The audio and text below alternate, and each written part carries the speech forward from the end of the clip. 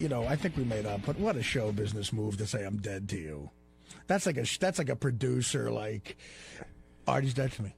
That's like what Jerry Bruckheimer says to you. I got to be honest with you. One of his charity hockey games. I got to be honest with you. I'm not so sure we made up. I mean, Howard said we made up, but we didn't really. We never really made up. I came in here today to really tell 1/10 of the audience that heard you this morning you're sorry. Well, what do you mean? We don't have the listenership that No.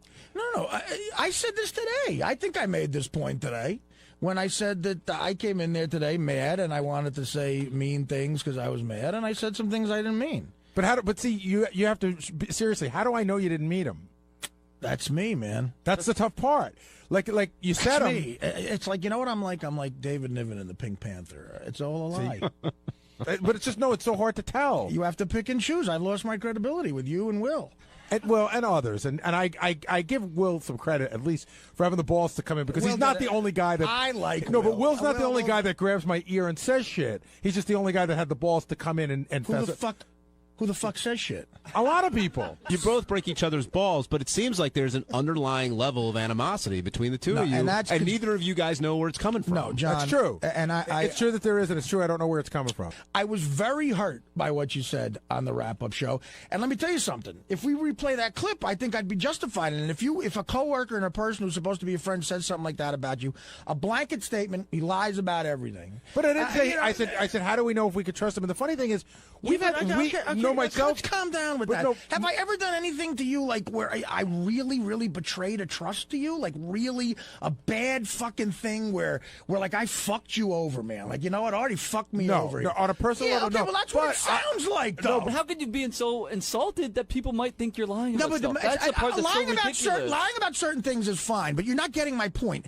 Not to take my word on anything is what pisses me off. That's a blanket statement about me as a person, not as a drug addict or a guy with a drug problem, saying you can't take my word about anything and that I lie about everything. No, I don't. I don't say you lie about everything. Well, you just did.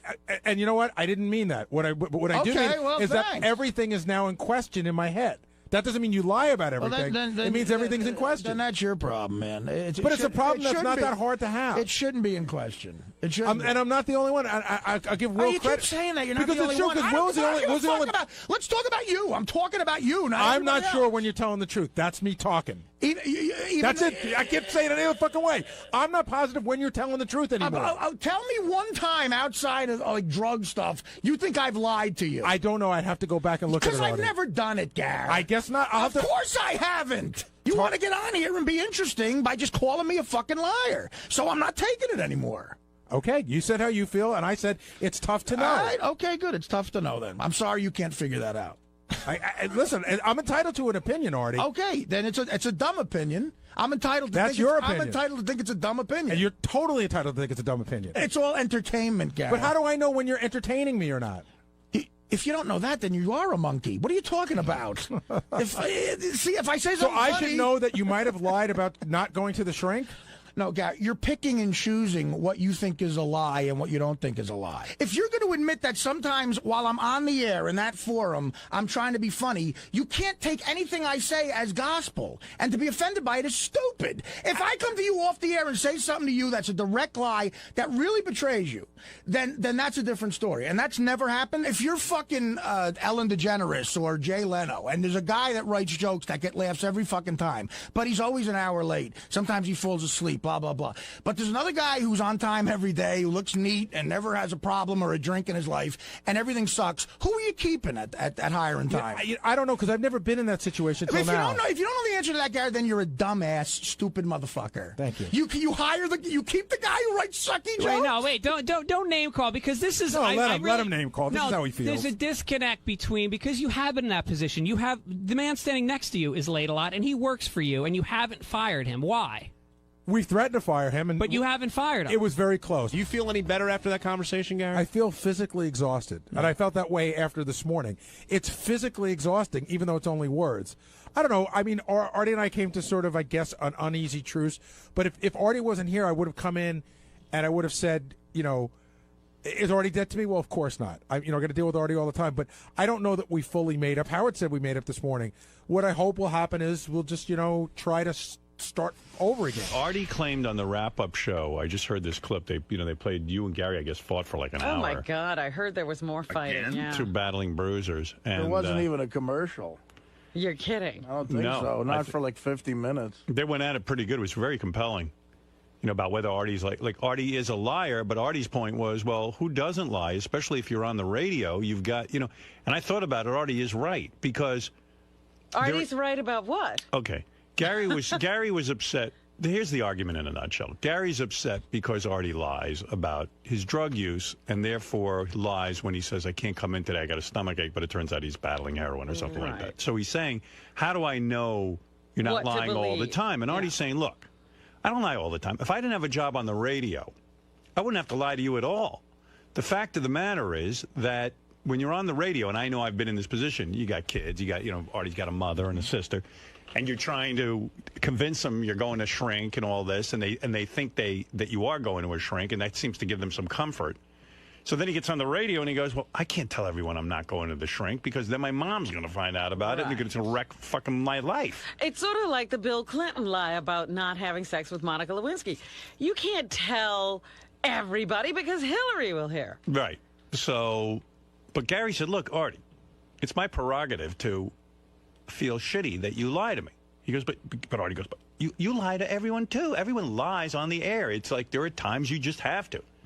And so, they went round and round. But anyway, in the midst of this whole, hostility thing that these guys were going This was a hostile argument. And Artie's a dirty fighter. Sometimes he called, a couple of times you have no brains and you're a monkey. Artie's very street. Yeah. That's one thing about Artie. Artie gets really down in the dirt. If you get into a fight with Artie, he's going to pull out all the stops. And he's going to bite you. I thought about this. Gary was more of a gentleman about right. it. Artie's the kind of, well, I see why his relationships fail. Yeah. Do you, Robin? You point that out to me? Well, everyone can see that. Yeah, because Artie immediately tears everybody apart, and then he wants to fix it by saying, I'm sorry, but people can't forget what's said. I say things that you can't take back. Yeah, absolutely. You do say some bad things. I've said some things to Dana that I can't take back. But anyway, Artie was saying that he knew right away that I had a nose job. It's very obvious.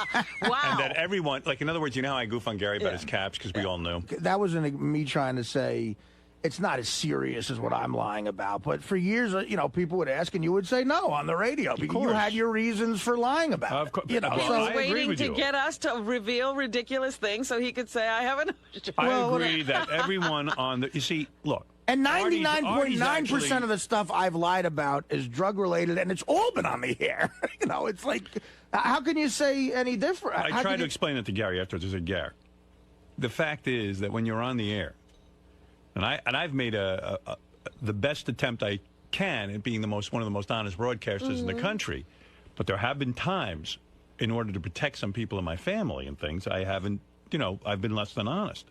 Because you're on the air, it's a touchy situation, and you do have kids, and you do have situations where other people have not agreed to be so revealing. Yeah, definitely. So when someone asks you a question and involves someone else, you're like, oh, how do I be honest here? And so you can't be 100% honest on the air unless you're insane. And in terms of disrespecting the show, I love the show so much, which is why eventually I come clean because I think that would be fascinating to people. Like, I didn't have to sit here and say I bought piss. I didn't have to say I did shit my pants doing coke in a big costume. So where do you and Gary stand? I do that because I think it'd be compelling for the show. Where do you and Gary stand? Well, I called Gary Friday. Oh, did you? Because I did. I felt bad, and you got heated. It did, and we had a good conversation. And look, I apologized to him, and I even said there's no need for you to apologize to me.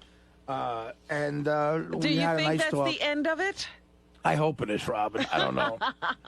I'm in a bad way lately. I had an issue happen personally that was kind of shitty, and when, this weekend? Last week, and I don't know. Lately, getting out of bed, the depression has been like fucking. Like I've had what I call 2 great depressions in my life. Where are you in one of them now? It feels like I'm going into one where I might have to get some medication again because I just can't get out of bed. It's like a wet fucking blanket. It's just bad depression. Like all the symptoms I used to have. Really? So yeah, you don't seem so depressed right now. Well, he's working now. I could. I've worked through the other ones too, but I don't know. I just really felt. You ever been diagnosed like as a bipolar or whatever they call it? Bipolar is a word that's been used, but so why don't you go on meds and then if I could tell that for a while and he got better. Yeah, they're leaving you out.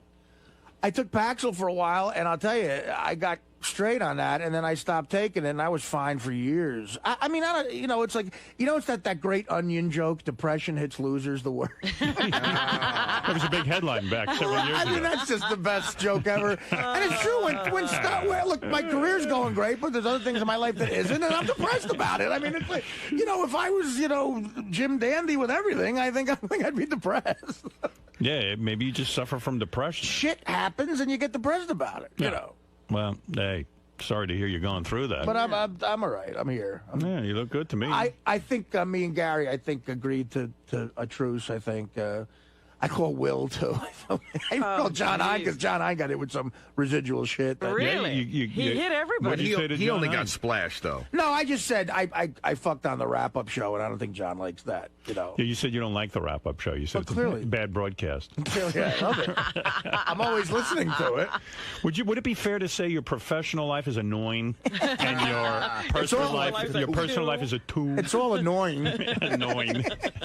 Everything's annoying. It's right. Annoying. I forgot about that. Yeah, my personal life is a 1, I think. Let's see. Yeah, well, there's a ton of email about this. I'm sure. Some attacking Artie, some attacking Gary, some attacking me for not sticking up for Gary, calling me a pussy because you let Artie walk all over Gary. Oh. Listen, these two guys had an argument. I told you where I stood on it. Gary has a problem with Artie. I don't. And even Artie said on the wrap-up show, if Howard has a problem, he'll come to me. But I don't. Artie said, Howard thinks it's funny when I fall asleep. Gary and Artie, how did the falling asleep come into it? Everything got dragged. Oh, wow. I mean, Gary said to me... This guy says, Howard, you pussy, you let Artie walk all over Gary while you sat there like a pussy. Tell it like it is. Don't you agree Artie is a liar? I agree that we all lie. Why don't... But when two staff members argue, Howard always lets it go. I mean, it's funny. If I interrupted that, I would have gotten such shit email like, why can't you let anybody argue? Right. Yeah, why do you have to make it about you? Howard's going to get shit. Right. What did you say that, I mean, listen, Artie and I definitely have issues with each other, but Artie's the one who brought it up the other day. In other words, I wasn't looking to pick a fight with Artie. Right. He was mad at something I said. Well, no, you were on the wrap-up show and you had said that Artie is a liar and that it really bothers you and you don't trust Artie about anything anymore. So Artie confronted you about it. He said he was sick of it and he didn't like what you were saying about him on the wrap-up show. And that's what started it, and I listened. But when I listen, people get mad at me, and sometimes when I jump in, people get mad at me. I can't win. Right. No, you did the right thing the other day. I didn't expect you. That's the way the show runs. I mean, I know you get upset when Artie misses some work. I don't. Right, and quite frankly, I feel that it's within the parameters that I can accept. Now, I assure you that when things are unacceptable to me, Artie will know it. Right. But that's what I'm saying. That was a point I didn't get to make to Artie the other day. Is that we're both right in the sense that you don't care and it bothers me, and that can be just because it bothers me doesn't mean I can do anything about it. It's just the way I feel. Right. You feel that he should be a little more professional. Right, but you accept it, and I get that. We both came to the agreement. He is being professional in that when he can't work, he doesn't come. Right. Well, and again, I'm not staying at home to put on a little hat and have my friends over to have a party. He really can't work those days. Those days I can't work are horrifying to me. I sit there scared, like everyone's going to call, well, Jerry, I'm like, oh my God, and I'm sitting there shivering. So, Gary, is everything okay with you and Artie now? Yeah, I think so.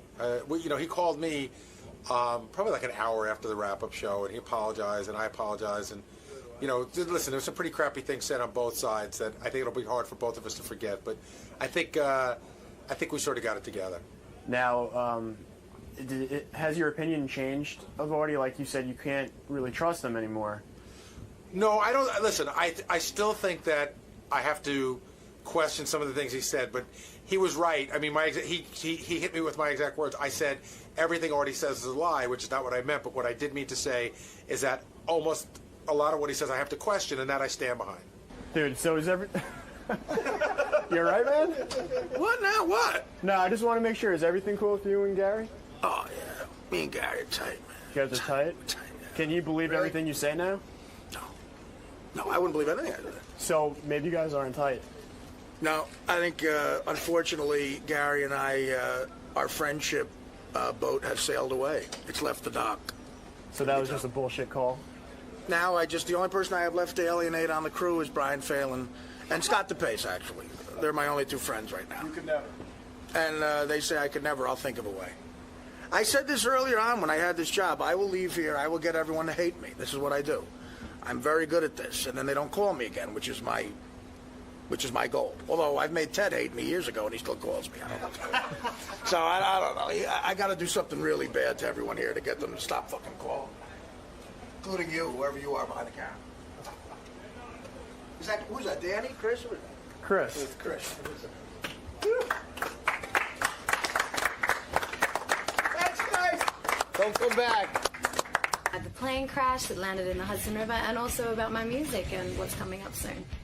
Now, did you ever think that because of this plane crash you'd be on the Howard Stern show? No, not at all. Are you excited? I am. I'm really excited. It's going to be a great, it's a great opportunity, and we've heard about Howard Stern, so this is very cool for me. You nervous at all? No, not at all. Excellent. Thank all you. right, have fun in there. I will. A woman named Emma Sophina is here. Emma was a woman who just happened to be on board flight 1549. That's Sully's. Wow, you are cute, baby. I saw you in the newspaper, and you're quite the looker, huh? Thank you. You probably don't have any problem getting men, I'll tell you that. Am I correct? I don't really have much time anymore for them. Really? What are you, British? No, Australian. Australian? Yeah. I like that. Thank you. I like that Crocodile Dundee. You know, I've seen that movie. It was one of your favorite films, right? The first one and the second one, not like the third. Second one too. I love the second one. Yeah. With that black guy, and he has two different personalities: one for the street, and one when he's just being a regular guy. Do you remember I don't that? know what you're talking about. I'm talking about Crocodile Dundee too. Emma, you just went through something pretty heavy. I did. You, where were you going that day? You were what was going on in your life? Well, would you believe I'm on vacation? Are you kidding? I am. I'm on vacation, and some vacation from what? What do you do? Well, I sing back home in Perth. That's what I do for a living. And right, you're a professional singer. Yes. You make your living singing. That's exactly right. Okay. Yeah. And you come here to get away from the crowds and the craziness. Are you very famous in Australia? No. In Perth, I do like corporate functions for like the mayor and stuff like that. Right. Okay. Yeah. So you can really sing. In other words, you know what you're doing. I sing live. Okay. Yeah, I'm a live singer. So there you are. You were here for vacation. Were you on your way back to Australia? No. New York was my first stop. I see. And then I was making my way over to LA to fly out of LA. So I was actually heading to Charlotte, making my way across the country, heading to Charlotte to visit some Australian friends. And when you come to New York, who do you stay with? I was here by myself. By yourself? Yeah. And no boyfriend? No. And what do you do kidding. with yourself when you're here alone? When I was here, I just did we don't mean tourist sexually. things. We mean, what do you do? No. What you do in the privacy of your bedroom is your business, not ours. Exactly. Right. It's my business. Absolutely it is. I agree with you. No, what do you do? You come here, you go around, you see the sights? You hit the clubs and... Yeah, no. I was actually just taking a break. I had a pretty full-on end of year last year, so this was like I just needed downtime, and I was actually doing songwriting. I wrote a song 2 days before the crash happened, so I was here to do songwriting. All right, so you're here, you're kind of working, you're doing your thing and all this, and no man in your life. The way you look. You can't get over that. When's the last time you had a boyfriend? Oh, I tried to have a boyfriend just before I left, but because I was so busy, I didn't have time for him. And because I was coming over here, it wasn't working out, so we just didn't go there. When you get to New York, are guys hitting on you constantly? No. Really? No. Don't you think you're attractive? Every guy here said you're really super attractive. Oh, well, thank you, everybody. She probably doesn't even know when guys are hitting on her. No, It happens so often. Yeah, I kind of check out. When you go to these clubs, do you go to some clubs here in New York? Did you hang out and have a little fun? Yeah, I have. I've Did you had go to any a little bars? bit of fun. A little bit, not by myself when I was here. I mean, when you're by yourself, you don't really do those You didn't things. go out anywhere? No, I checked out music. I'm a music girl. So you went to a music more... club? Where did you go to check out music? I went to Village Vanguard. When you go to the Village Vanguard and you're sitting there and you're looking hot like this, no guy Nobody comes up to you? anything. No, I What was is sitting with everybody a bunch gay? No. What is going on here? I was sitting with a bunch of Japanese men. It was hilarious. Great conversation. Those Japanese know what to move in on. They wanted you? Did they try to come on to you at all? No, not at all. We were all there for the music. We were. Are you into women at all, or are you strictly into guys? No, strictly men. Never tried it with a girl? Never kissed a girl and liked absolutely not into that. Not into it at all? No. Never fantasized about a woman? Absolutely not. Not my cup of tea. All right, I'm just trying to get to know the woman on the plane. That's what I'm saying. It's good to know. All right, so you decide to go to L.A. Yeah. And here you are, lonely, depressed. You haven't had sex in a long time. You've only been by yourself. Uh-huh. When's the last time you had a serious boyfriend? Probably about 3 years ago, I'd say. But 3 years ago? Yeah. Was that the last time you had sex? Or you've had casual sex until then? No, it's anyway. We're not going to talk about private. that. Yeah, very private. All right, fair enough. That's me. Okay. All right. We're here to hear the plain story anyway. Yeah. I mean, and to hear about your music. Now, all right. So there you are on the plane that day. You think, are you a person who is afraid to fly? No, I don't like heights though. Right. Went up to the Empire State Building and did the old snap, been there, done that, get off. I've got to get back to ground. All right. So when you get in a plane, you're not the most comfortable flyer, but you felt reasonably safe. Yeah, I've done a lot of flying. So. All right. So the plane takes off. Mm-hmm. And not normal more than takeoff? Completely normal. You know, like I'm sitting there going, right, I'm going to pull my laptop out. I got to, all the things you normally do. You don't pay attention to the flight attendants doing the emergency spiel. Right. You just don't kind of, you check out. You do. So you're in flight mode. Right. So there you are. You're sitting there. And how soon in? It's got to be quick. What happens? Like what goes wrong? Well, I described it as like it was a very startling pop.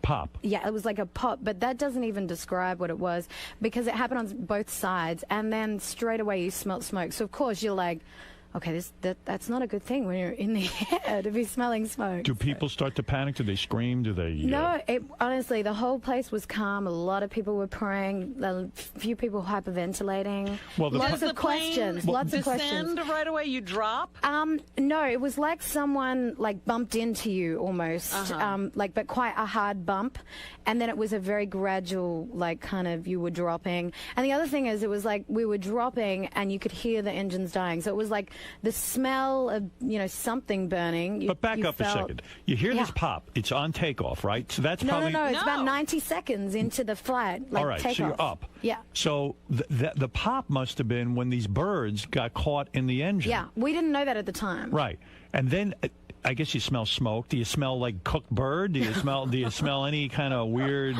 Are there feathers blowing into the thing? I couldn't see feathers. Yeah.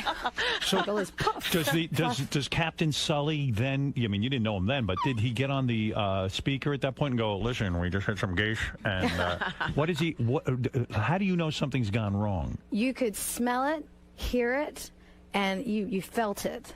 But no, Sully didn't say anything but brace for impact. Oh, so he says... And he didn't say that till 15 seconds before we hit the water. Okay, so now you hear this. Do the stewardesses start to panic or talk a little bit to you? I was in the middle of the plane, so the stewardess were at the front and at the back. Okay. And they're still in their seats because you're still on takeoff. Well, I actually found out the back one, she actually got out of her seat, which is crazy. Because, right. Yeah. Because that's dangerous. Very dangerous. So I would imagine now people are starting to realize they're going down. Oh, yeah, no, straight away you felt it. You felt it. So you knew the plane was going down. There was no second guessing it. No, it wasn't like, oh, maybe this is just turbulence or something like that. No, you knew that we could be finished right now. And still no handsome guys come up to you and say, listen, we're about to go down. You're a very attractive woman. Let's get this going right now. You know what's hilarious? The whole thing happened in 5 minutes. So I don't know. It would be amazing if that ever happened like that. Someone told me Sully got on the speaker in the plane and went, send the cute Australian girl up to the right now to the cockpit, please. This is really so a cockpit. Untrue. This is really looking a little dire, and I need to relax. No, nothing like that. He was so focused on getting that plane down. Right. So now you start to think the plane's going down, and are you a religious girl? Yeah. You are a Catholic girl? No, I'm a Christian girl. You're a Christian girl. Yeah. And but did you start to pray? Is that what? Yeah. Like I was praying, but then I was also kind of asking the guy next to me questions, and hey, do you know what happened? Like he knows. Right. But all right, it calms you down. What was I thinking? Right. But you're turning to someone. You're reaching out to someone. Yeah. So you start to pray. What goes through your mind? Are you sorry that you haven't had more sex? Are you sorry that you haven't? What are your regrets? Does your life pass before your eyes? You go, I'm sorry I ever did that. Yeah. Did you apologize? Did you say, God, if you get me out of this, I'm sorry for this, and I'll never do that again? Did you Or I promise I'll be whoever, whatever. Tell me what happens, because you think your life is ending, don't you? Yeah. I thought that was it. I thought I'm going to heaven now. No crying. No crying. I was calm. I was surprisingly calm. Normally, I'm the hyperventilating type. Yeah. So, no, I was calm. A lot of people were like, that was what I couldn't get over, how peace, and calm and quiet it was on the plane. People weren't screaming or crying? No, not at all. Good thing you weren't on that plane. Oh, my, I'd be like, help me. No. Yeah, Oh, my God. everybody was quiet. I seriously thought I was going to heaven. And Did anybody make a... There I am on the plane. Right on the plane. That's right. Did anybody make... Did anybody make a phone call? Did anybody... Yeah, there was a few people making phone calls because you could. We weren't so high up that there wasn't any kind of signal. Right. So, I have an Australian number, so I can't call anybody. And the other thing is the only person I knew in New York was somebody I'd spoken to a couple of times on the phone, and he was a songwriter-producer. And I'd spoken to him a couple of times on the phone, and but hadn't met anybody. So I didn't know anyone in New York. But you know what? I kind of felt like if this is my time to go, I've accomplished everything I'm supposed to have accomplished. Wow, that's an amazing attitude. You really are religious. Yeah. That's like a religious person's attitude. I mean, that really is. It's like when it's your time to go, you can't control it. You can't do anything about it. But this is a bonus. Everything that's happening now is life's bonus. But aren't you afraid, like oh my God, it's going to be a painful death, or I'm going to freeze to death? Oh, or, yeah. I mean, that's the part that freaks everybody out. Not that, okay, once you're dead, who cares? Yeah. It's how you're going to die, and will it hurt? You know what? You didn't think about that? No, I would. That's one of my things. I'm like, I would never ever want to be drowning. Like Me that too. would be the worst, or be burning, like freezing, fire, burning, anything, feeling the pain. Right. That would be the worst. Yeah, I always So I wondered. did think about that. So you did, and you didn't know you were going down over water. You didn't know what Sully's plan was. No. This is hilarious. I'm Australian, no orientation. I've joked that I actually didn't even know there was a Hudson River, let alone a river. Right. I live in New York, and I don't know there's a Hudson River. So when Sully says prepare for impact, it's about 15 seconds. Yeah. And boom, you're in the water. Yeah. Do you see water coming into the plane? Well, yeah. What happened? I thought we'd hit a building. It was that I was having a 9/11 moment. Oh my goodness, we've hit a building. We've missed the tarmac, and we've hit a building. Right. And so when the doors were open straight away, I was on the wing, and I got out on the wing. When the doors opened straight away, someone actually yelled out, "We're in the water!" I'm like, oh, there's water? Okay, let's move. Go. Wow. How do you let me prepare ask you for something, impact? because, wait a minute, did they give those instructions again? No. They didn't have time to I do know that. there were a few people, like the flight attendants at the front were, but... Oxygen masks come down? No, because we weren't high enough for the oxygen mask to come out. And how do you prepare? Do you put your head between your legs? What do you do to prepare for impact? Yeah, in coach class in the US, your seats are a lot closer than what they are in Australia. Right. So I'm quite a tiny person. I'm only 5 foot. So in Australia, I actually can't reach the chair in front of me. Right. But in America, I can. So I grabbed the back of the chair. But I did have enough time to try and work out the best position of my body so I didn't hurt myself. Right. So, And so when you get out, now you're on the wing of the plane. Yeah. Are you one of the first people out of the plane? Yeah, I was sitting on the right, I exited on the left, and The people in the exit rows, did they really work the doors? You know what? Our door was the first door open, on the left-hand side. I've seen the footage, and I'm like, man, he must have already been out of his seat before we hit the ground. You mean this guy, whoever was sitting in that, he knew how to open the door, and he opened it and he got out. Yeah, I never put myself on the emergency because I just, I don't think I could handle that pressure. Did you feel the impact when it hit? Oh, yeah. Was it heavy? Yeah, it was, as I said, it felt like we'd hit a building. I seriously was having a moment like, oh, I hope this isn't what it felt like for the 9/11 people. It was horrible. What do you feel like when you see this guy Sully now, who's such a capable pilot, and he was able to? I mean, most pilots would just screw it up. Oh yeah. Is he like your hero now? I mean, are you gonna have a picture hanging of him in your house, or how far are you gonna take it? Not quite that far. Right. No, you know what? I met him on Larry King last night, which was great, and meeting Larry wasn't great, but Sully must have. No, he's great. Larry was cool. I bet you Larry liked you, didn't he? Did Larry flirt with you? Be honest. No. I think he was very focused on what he was doing. I don't think like so. to be wife number 9. Oh, Larry didn't propose to you at all? No, not at all. My dear, I'm presently married, but I think that could be I caught her rearranged. with a fitness instructor. I'm surprised he didn't come on to you at all. No. I think it was very serious, and Sully is a very, very serious, calm man. Yeah, very inspiring, So, right? very inspiring. It's nice when you see somebody competent. Yes. Right. Yeah, I think, definitely. If it was me doing done it, I would have screwed it up. So I'm really impressed that people can open those doors, because whenever I get on the plane and they start talking about, you're in the exit row, can you handle it? I'm like, no, get me out of here. Yeah, I am too. I'm like, but you know what? I have to admit, you know what's a real bugger to get out? These the life jackets. Yeah. They are an absolute. I tried 2 chairs. They are stuck in there. They so when should have been super glue. when you land, you said, "Oh, well, there's water." They said, "Grab your life jacket." Well, yeah, it was a total afterthought, and that was something like no one grabbed their life jacket. It was like I was already in the aisle moving, and someone said life jacket. I went, "Oh, that's an idea." But it's not easy to get it on. No. I tried 2 of them, and then the back part of mine didn't inflate, only the front part. You could have drowned trying to get on the stupid jacket. Yeah, exactly. Lost it looking for a life jacket. Am I wrong about this? But was there one passenger who panicked and swam and died? Somebody jumped in the water. Nobody died. No, she didn't die. But she tried to swim to shore. Yeah, she tried to swim. Yeah. But she didn't die? I thought she did. No one died. Everyone survived. That was the whole thing. Everybody lived. And what Isn't do you that do? amazing? And what about your overhead luggage? Do you able to? Did you get that back? See, okay, I was calm. My panic was sitting in the raft going, oh my gosh, I'm Australian with no identity. Right. That was and I actually turned to the girls and went, do you think it'd be okay if I just ducked back in and grabbed my bag? She's looking at me like, are you nuts? I bet you had a lot of cute lingerie and things in there. Who knows what was in there? Yeah. Could have been anything. Some of your favorite outfits. I did. I was like, when you went back through, I'm like, man, I lost that. So what happened? You wrote a song about your experience. Yeah. The music was already written, right? This was a song. The music is something you already had. Yeah. The idea was thrown to me through Mark, which was the guy that I'd already spoken to when I was here in New York. Right. We were already going to be working together. This has just expedited the whole thing a whole lot quicker. Is the plane crash maybe a blessing in disguise? Because didn't you got a record deal out of this, right? I did. It's totally a blessing in disguise. You know, I remember getting on that plane. I was like, okay, I probably won't be back here for another couple of years, and I'll prepare myself, get some more songwriting done, and you know. And so I was planning on coming back here in another couple of years. Right. And this is just like, well, I was back here in like 4 days. Yeah, I was going to say, what are you still doing here? Yeah, I did go to Charlotte. It was just 4 days later I came back. So, yeah. You know, you probably always prayed as a religious girl for a record deal. You probably caused the plane flight by praying for a record deal. Because this was the only way to get it. Let go down in a things plane. happen in strange ways. All right, so the song is it about Sully? Is it about how he handled the plane? What is the song about, really? Yeah, well, it's Send Another Prayer. You know, I mean, there was heaps of people praying on the plane. Yeah. So I guess that's one of the things. I was like, you know, were they they're praying out loud? Yeah, wow. yeah, crying, tears, praying for their family.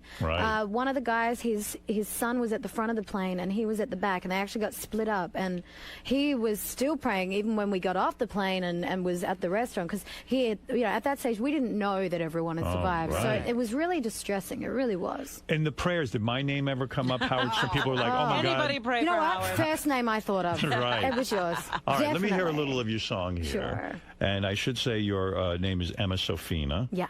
And what is the name of the song? It's called Send Another Prayer. All right, Send Another Prayer. Here we go. Let me play a little bit of this and see what. Yeah, give me a chance to get in and get it done. So. Do people think you're capitalizing on the? Yeah, they do. I mean, you know, I don't know anybody that wouldn't, for starters. But the bottom line is, right. You know, and so that's what I say to that. But you're fine with it. Yes. You know, also, you know, here's an amazing, hopeful story, and I wanted to write a hopeful song because who survives a plane crash? It's true. Not many people. No. So, yeah. Has it changed your life? Did you have one of those, oh my God, I have to go out and save the world kind of, I must be here for a reason? Yeah, well, you know, remember the girl in the tsunami, the model? Yes. You know, she felt like she had to go out and save the world and everything. Yeah, no. And like, I think she's over that now. I think she's just partying at this point. She seems to just show up at every opening and all that stuff. And date rock stars. Really? So you didn't have any kind of cataclysmic kind of moment where you go, man, this is it. I have an epiphany. I got to go to India and save people. I must be here for something. No. Like, yeah, I know I'm here for something, but I knew I was here for something before. So, you know, like, I'm still the same person. I'm still me. I'm still an Aussie Sheila. And, you know, I love it. I love it too, believe me. Nothing wrong with you. Any Playboy offers for you? No, I'm not interested in Playboy. You would never be nude? No, absolutely not. You've never appeared in sexy lingerie as a singer or anything like that? No? That's not really my cup of tea. I think you should. Just wait until nobody's interested in your music. You'll be. Oh my God, is Ralph on the line? What do you want to say, Ralph? Come on. I want to say that I'm upset with Robin from yesterday that she's given this captain shit for not being a hero. She didn't give him shit. God, she said. I never said anything bad about Sully. What we said let me tell this to Emma. Okay. That Captain Sully was doing his job, and whenever someone does a job competently, we carry on that, oh my God, like we start throwing parades for them. And the fact of the matter is, listen, he did a great job. He did a great thing. Absolutely. Amazing job. Nobody ever did what he did. Nobody. That's not true. Yes, it is. It is not true. Nobody ever landed a plane in the fucking water. It must have happened before because he wouldn't have thought of it without that. No large airliner has ever done that. Nobody said a large airliner, but planes have landed on water. But no large airliner with a commuter jet has not done that. It's not the point, Fred. First of all, he was saving his own life. No, a hero risks his life for others. No, it's not. He also took the best course of action. He could have taken that thing back to LaGuardia. Risked his life when he doesn't have to. He could have taken that thing back to LaGuardia, but he didn't panic. He landed in the water. Somebody jumping into the icy cold water. Emma, you would know better than anyone. Is Sully a hero? You know what? I heard about another plane crash that happened where a pilot tried to do the same thing, and he actually hit it on the wing and didn't hit it flat, and the whole plane was not intact. The fact that he did this and the plane was in fact intact, that's means why he's a good pilot. Listen. They're all good pilots. Does that make him a hero, or does it just make him a good pilot? I think he's an exceptional pilot. Well, that doesn't Robin, make him a hero. Robin, I can show you exceptional people in a a number of fields. Do you agree with Robin that Sully should go to jail? No. How dare he for land on the crimes Hudson against humanity without a license? He said himself, he was like, my entire career has prepared me for this moment. Absolutely. And they're his words. And you know what? He does not see himself as a hero. And he sees himself as a very, very with him. competent and exceptional. What is it, Ralph? Howard, can I just say something? By the way, I'm a hero. I saved the guy from going off a bridge. But go ahead, yes. This guy is a total hero, and if the story was that the plane crashed and everybody died, we'd be hearing about it nonstop for fucking weeks and months. Everybody loves to be miserable. You have a great story. It's an amazing story. Yeah. It is Who's amazing. saying we shouldn't tell the story? Oh, Robin, shut up. Oh, my really God, you're pissing me so off. irate about nothing. You sound stupid, but you're not stupid. Oh, I sound stupid now. This guy now. is a hero. He's amazing. That Okay, landed Ralph. this plane is amazing. Nobody ever did it. You know what? I disagree with you. That makes me stupid. For me personally, he is a hero for Yes, me. Emma. For me personally, Well, he he's a saved hero your for me. Exactly. So he did. And for And me, he's a hero to me hero because he saved your life. I'll be honest with you. He had no choice in the matter. He was on the plane, too. Emma Sophina's single, Send Another Prayer, is available at Amazon.com. So you can go on and there. iTunes, yes. And iTunes, yeah. all right. And now you are a recording artist with what label? With Decca Records, which is a part of Universal. Sure, very good. Yeah. Congratulations Thank you on very that. much. You got a nice voice. Thank you, Howard. Emma Sophina, everyone. She survived. Thanks, She's here. Howard. And believe You're me, quite welcome. Thank God she survived. I think it's wonderful that all 150 people survived. No, I'm 55. saying it's Amazing. thank God she survived. Yeah, take a look. Forget the others. A very charming girl. Please. Thank you. I think you didn't even get wet. Yeah, I was wet from the waist down. Is that right? Yeah, because I had to go from the wing to the raft, so I had What were to you kind of wearing? throw my body across. What were you wearing on the plane? I was wearing black jeans. I was wearing black and a red coat. When your pants got wet, were they see-through? Did the material? They were jeans. They were jeans, so they do not Yeah. become see-through. No. At any time, did you think maybe the pants should come off because they're so soaking wet and they It's can cold hold and me they're down? wet. You know what? Okay, here, yeah. Go ahead. Everybody had to strip off because obviously you get hyperventilated, like you get very sick. Yes. So when we got to the restaurant, we were all dressed as chefs. Oh. Because it was like chef uniforms. No, but so when all of us had chef They uniforms. took you to a on. restaurant? Yeah. And you had to take your pants off. Nice. When you took your pants off, were you wearing underwear underneath? Of course I was. A G-string? It's none of your business. No, why not, though? This part of the story. No, this is not a sexual question. It's part of the story. Thong? Do you wear a thong or do you wear big grandma pants? That's none of your business, boys. But you could answer that. That's none of your business. I don't think that's really outrageous for a recording artist to answer kind of. And you know what? I'm a private girl. When you undress in the restaurant, do the other passengers see you undressing? We didn't care. At that, you lose all You're discretion. Kidding. So Everybody all the guys saw you nude? No. I had my coat on. I do things very discreetly. I'm a lady. Too bad. Well, I guess we'll never learn what kind of panties you should wear to survive a plane crash. I'll tell you what. It's all about the panties. If Robin, you're wearing anything else, you're I'm wet from the waist down right now. You are? I am. Oh, my goodness. But no, seriously, that's something to go through. And I'm sure it was really traumatic. Do you have nightmares? Amazing. I did, afterwards, I bet. What are the nightmares? Like you picture the plane and you're going... No, a lot of falling, like nightmares. Really? Because I don't like heights, so that whole fear of falling, and I didn't sleep for the first few nights. Too bad there's nobody to sue in this case. They say you can't even sue, like, because geese are like a natural disaster. Yeah. Have you checked with the lawyers or someone we can get some money out of? I have. I've been doing all that. Any chance of getting a couple of bucks out of this?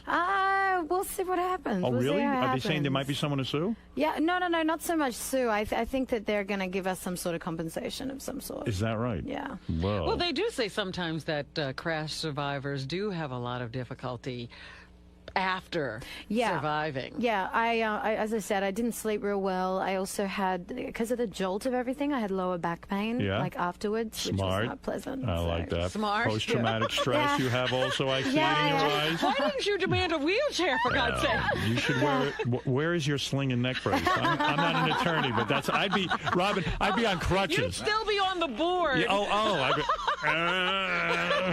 Give me money. All right, listen.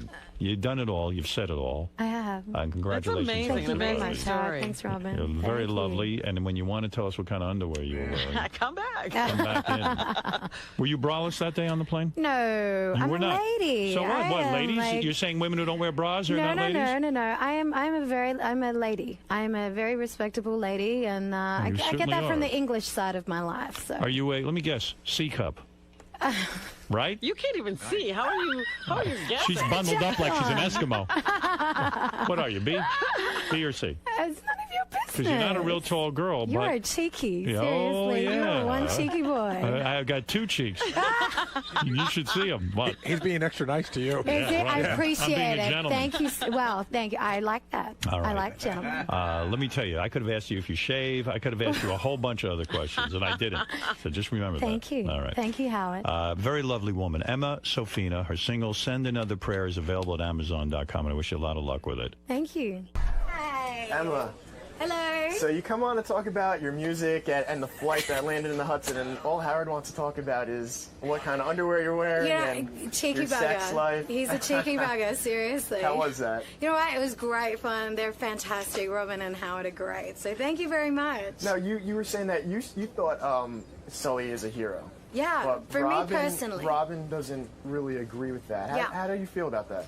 I'm okay with that. I mean, you know, he hasn't saved her life, so I'm fine with that. But he's a hero for me, and you know, I think we need heroes in this earth. You know, there's not enough of them, not enough people that have done amazing things. So what's next for you? What's next? Well, an EP. I got to go in and finish that. I'm going into the studio in the next couple of days to finish that off, and then a record, a record very, very soon. Great. Well, good luck with that. Thank you. Thank you very much, everyone. Thanks. Robin, you really got under Ralph's skin. Ralph is so silly. I wasn't even the first person to propose that he wasn't a hero, but I understand the argument. So, but why would he get so mad? I mean... I think that a lot of people, when they don't have enough ammunition to sustain a debate, they just start calling names and they get angry because, you know, they want you to see their point before they run out of words. So even though you don't think he's a hero and he was just doing his job, he's definitely like an exceptional pilot, though, right? I'm sure he may be heroic in other places in his life because he's certainly calm, cool, and collected, but pilots, oftentimes, I don't know what his training is, but we have pilots who train in the military and do incredible feats every day. And this guy set a plane down in the water, and he didn't tip the wings. She's upset about the geese. She has these signs up, geese killer, and... You don't like geese? No, she's upset about the geese. She's a vegetarian. That's right. That plane chewed up those geese.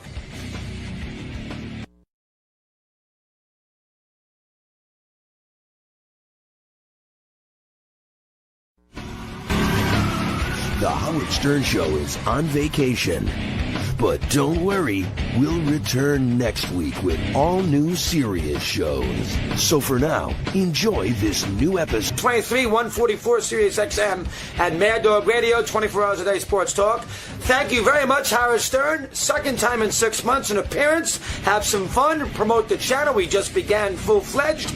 And have some laughs with the king. So we're looking forward to it here when he pop in here. Let's see if I can respond, make him laugh. We got 30 minutes. Let's see how I do. Is Mad Dog Russo here yet? Is he late? He's in the can. He's doing a release right now. He's in the can. Okay. Mad Dog Russo. He comes here to use the bathroom? Yeah, we've got a nice private area. Probably where he is in Sirius. That's probably, they probably to sell off the toilet to pay off for the bankruptcy. Yeah, you know what? Maybe we should have coin-operated toilets. Let's start giving back. There Hello. he is. All right. He doesn't look all that worried. Yeah, I was wondering if you're worried that... Hey, Chris. Mad Dog Radio is now 24 hours a day. Thanks for having me back. Oh, great to have you. How you doing? Good to see you. Hello, Robin. Hi there. Betty, Good to see you, man. where is my man Artie? What do you think? Hey, I read this Rolling Stone piece. Right. I'll get it out of the way right off the bat. Right. Go ahead. Artie, get your shit together, will you please? Right. You're not John Belushi. You got a lot of talent. Come in. Howard's giving you a chance. Why is he a messed up guy? He's got a real problem. Listen. I have to stop him for 1 second. Whatever the microphone is, it doesn't have one of those little gloves. Yeah, it does have my little glove on it. Oh, it does? It does not. Oh. And we're hearing a lot of... Really? I think he sounds good. You think? Yeah. I'm hearing a lot of breathing that you wouldn't ordinarily hear. I like hearing the breathing. You do? I like to know he's alive. I don't have to have him tested. A lot has occurred since I last made the appearance. Well, first of all, let me hear your thoughts on Artie, because you brought him up. So you read the Rolling Stone article. Has Artie done your show? I think Artie's been on, right? I have not had him on yet. Oh, no. you haven't? Okay. Well, you read the Rolling Stone article. Yeah. It was a negative piece, in your opinion?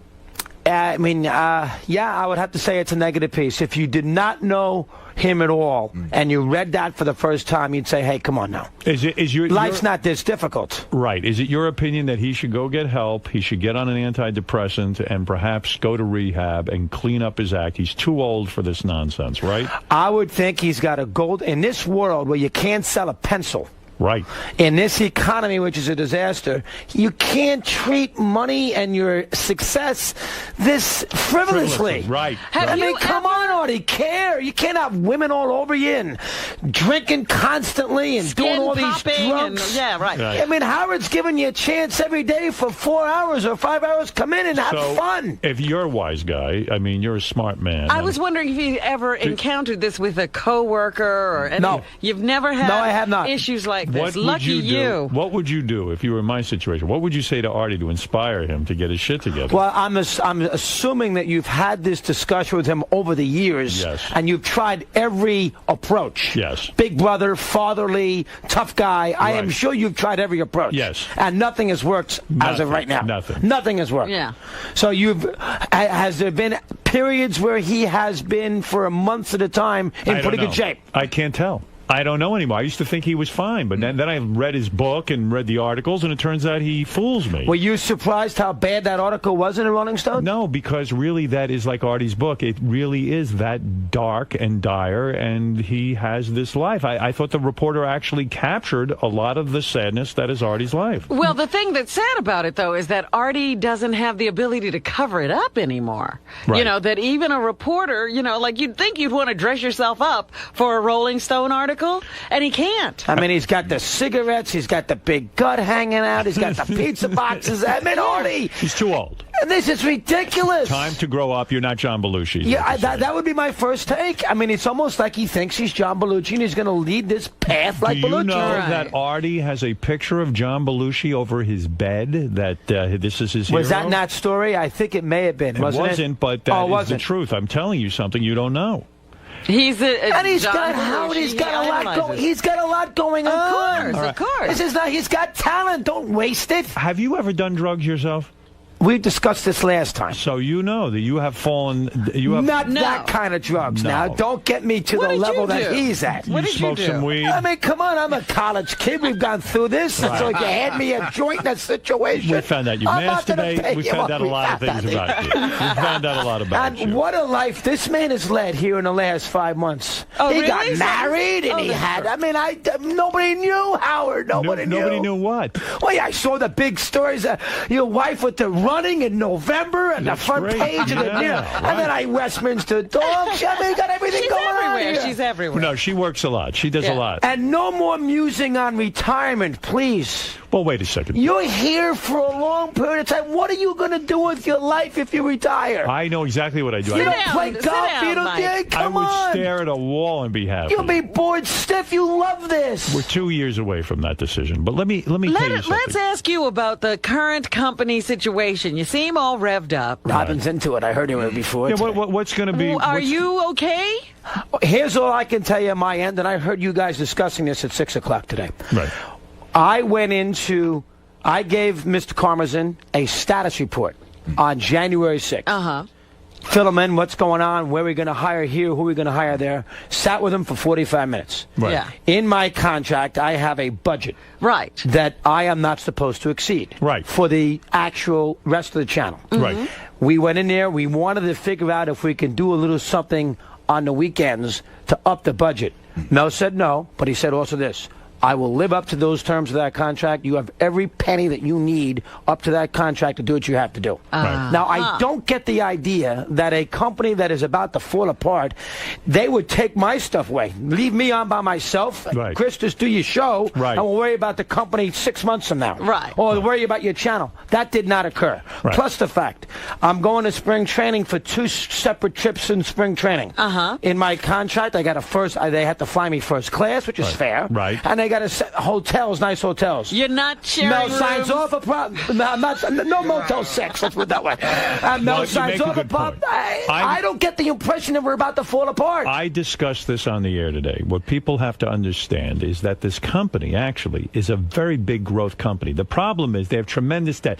Do you know to start satellite, you got to put satellites up in the sky. Those cost $500 million a piece. Right. Then you've got to pay for programming. We're not like Comcast that just rebroadcasts other people's programming. Yeah. We have to generate programming. We have to put up satellites. We have to create the hardware so that people can pick up the signals. We have a big business here. There's a tremendous debt, but there's also tremendous income. There's 20 million subscribers. It's a $2 billion a year business. It's the second largest subscription business in the United States next to Comcast. So this is a big business.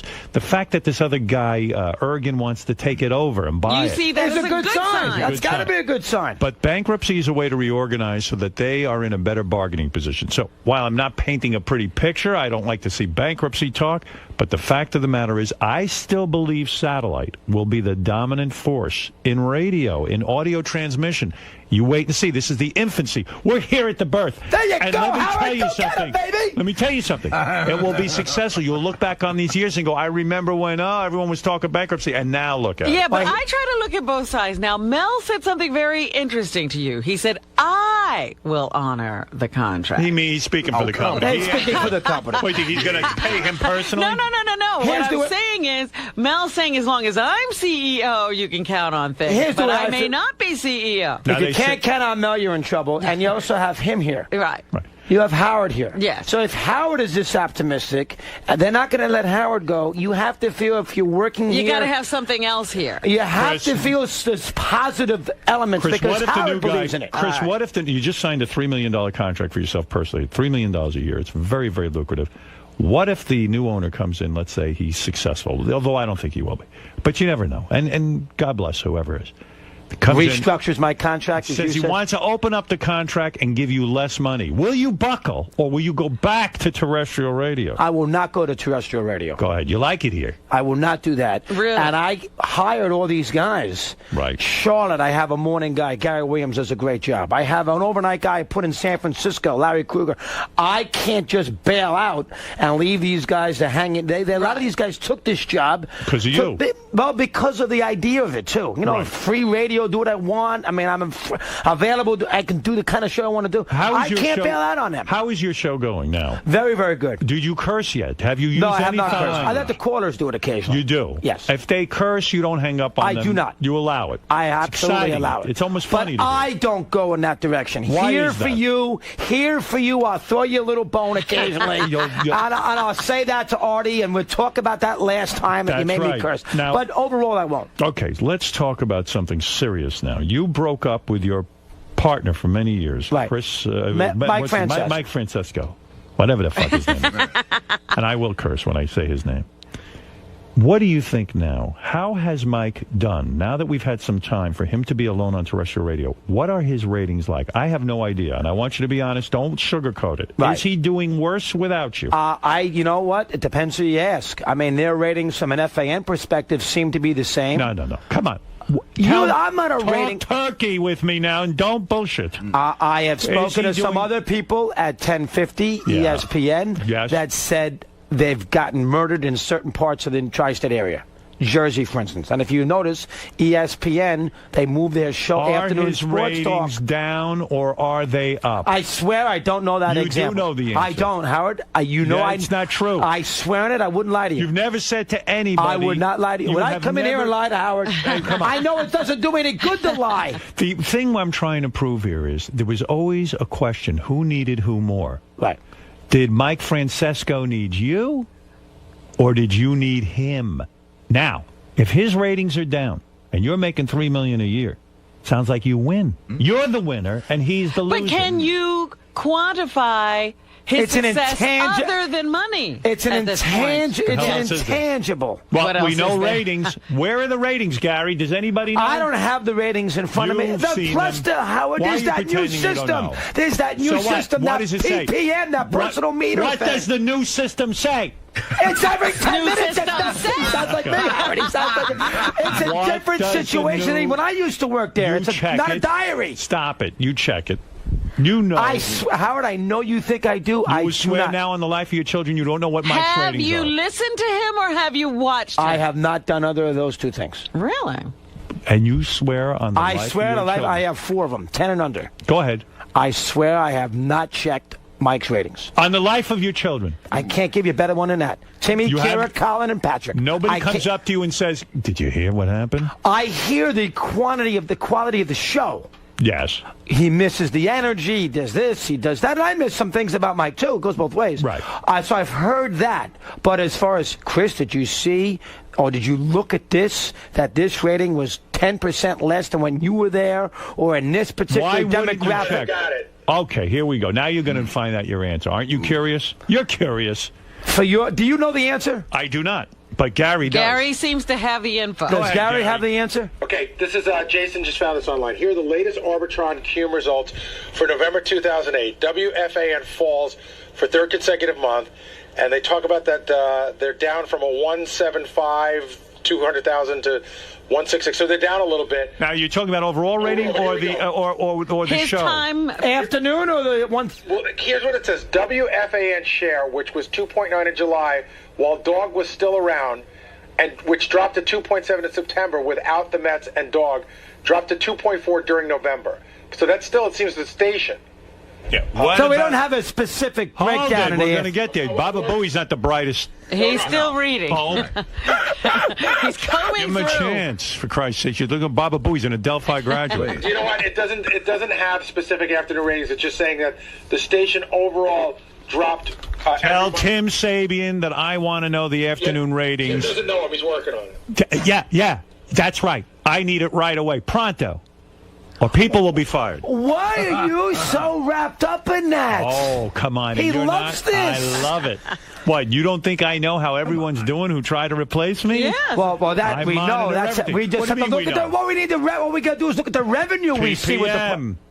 So, Well, how about I the know. other guy that we hired? What did the K-Rock? What was the David Roth? What a disaster that was. Are you kidding? He tried his best. And they put him on because you that must Are have you guessed. kidding? They're pining away for his ratings. They'd like to have him back. They were trying to get him back. But listen to me, and listen carefully. Let me talk about some other drama that's going on in your life. Oh, there's drama. Where is he getting this information from? Hold it. Drama. Hold it. All right, you don't want to talk ratings? I Let's don't talk have the about- ratings that they All doesn't right. even have them. All right, we're going to get them for you. Sounds like, though, you're in good shape. It sounds like their ratings have There's dropped. been a little bit of a decrease. Good. Makes you happy. Why Makes are me you happy smiling? too. I Yeah, know, of makes course me it does. happy. Of course. You're jerking I got off right pride. now. I got pride. Of course you do. Yes.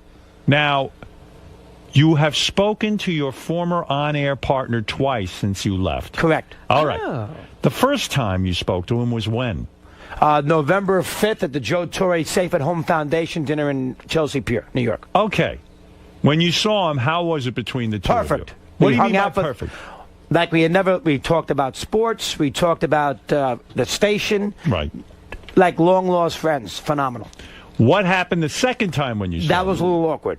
Why? Why would it become awkward? I saw Mike 2 Mondays ago at the Super Bowl. Did he ask to borrow money? No, he didn't. Because that's going to be very, very awkward. That was an awkward situation because we were both at an event to cover.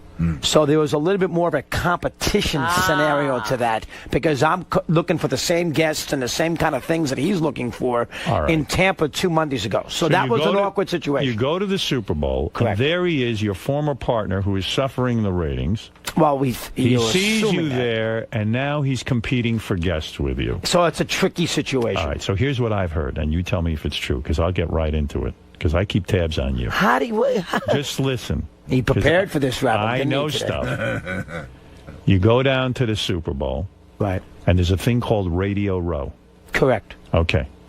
Radio Row is where all of the sports guys, big guys like yourself, stand there, and you wait to interview whoever comes through Correct. on the line. Yeah. There's a million stations all over America.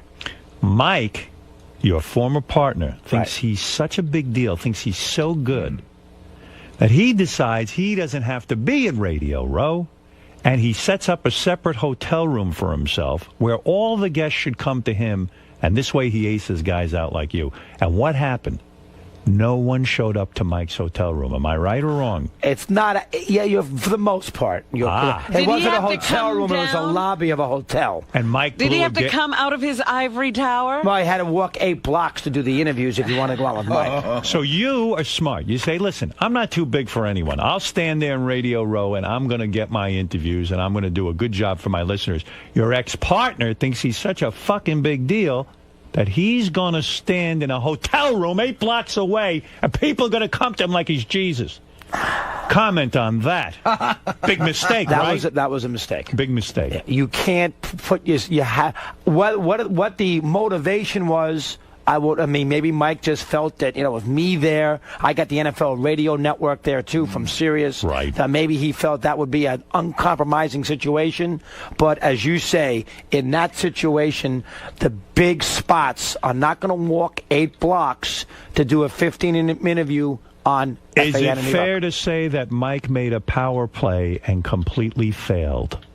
Power play might be a little too strong, but He I failed. had 56 guests that week. Mike had 26 guests that week. And isn't it true?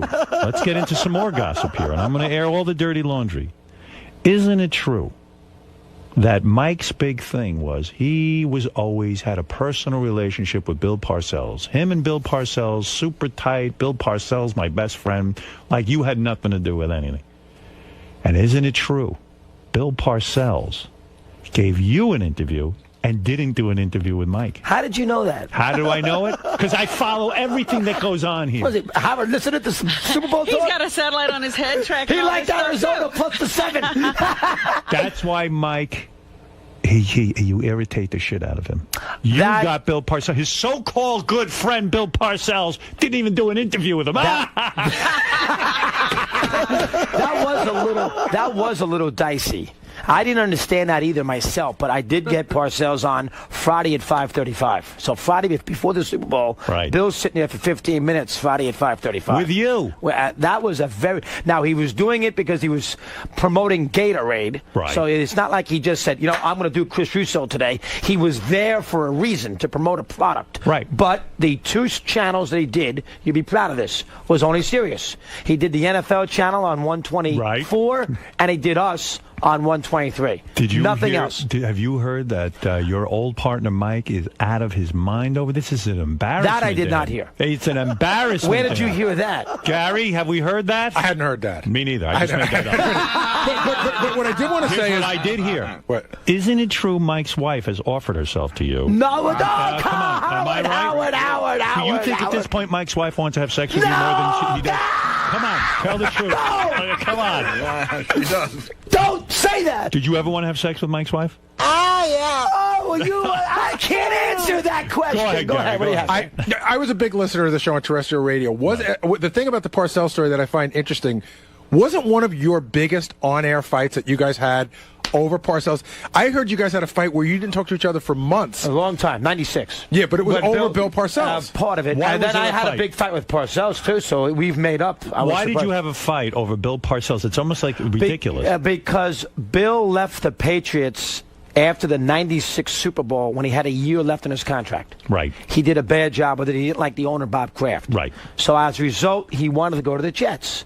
And I thought Bill did a terrible job of not living up to his contract. And you were vocal about it. And I was vocal. Mike took the other argument. He hates Kraft. Why can't he leave? He did a good job there. So we had this split. I say, Bill, you can't leave. You got to live up to your contract. And Bill had a history of doing that because he did the same thing with the Giants. Right. And Mike went the other way. You know what? He gave him his life. Da-da-da-da-da-da. And so that was a major problem. You felt the reason you got so upset was not because of Mike's opinion, but Mike was really defending a guy who was he thought was his personal friend. So in other words, it was a tricky situation. Because he wasn't being a true broadcaster. He wasn't telling the truth is why you got upset, right? No wonder he's pretty smart. I have to admit. In other words, you're saying you felt he was doing a cover-up. Oh, that was 12 years ago, too. But, Howard, that was a legendary fight. You guys didn't talk to each other off the air for... A long time. That was a rough one. Is that uncomfortable? When you God, can you do a talk show? How about if you and Robin hated each other so much you're going through a bad and you didn't talk? We do. Did you hear that? But you still talk. You do a show together. There was a couple of times where Robin clammed up on me, though, right? There was one extended period. Yes. What's it, a week, a month? No, it was a good couple of months, right? Couple of months, yeah. That's right. And how did you soothe it out?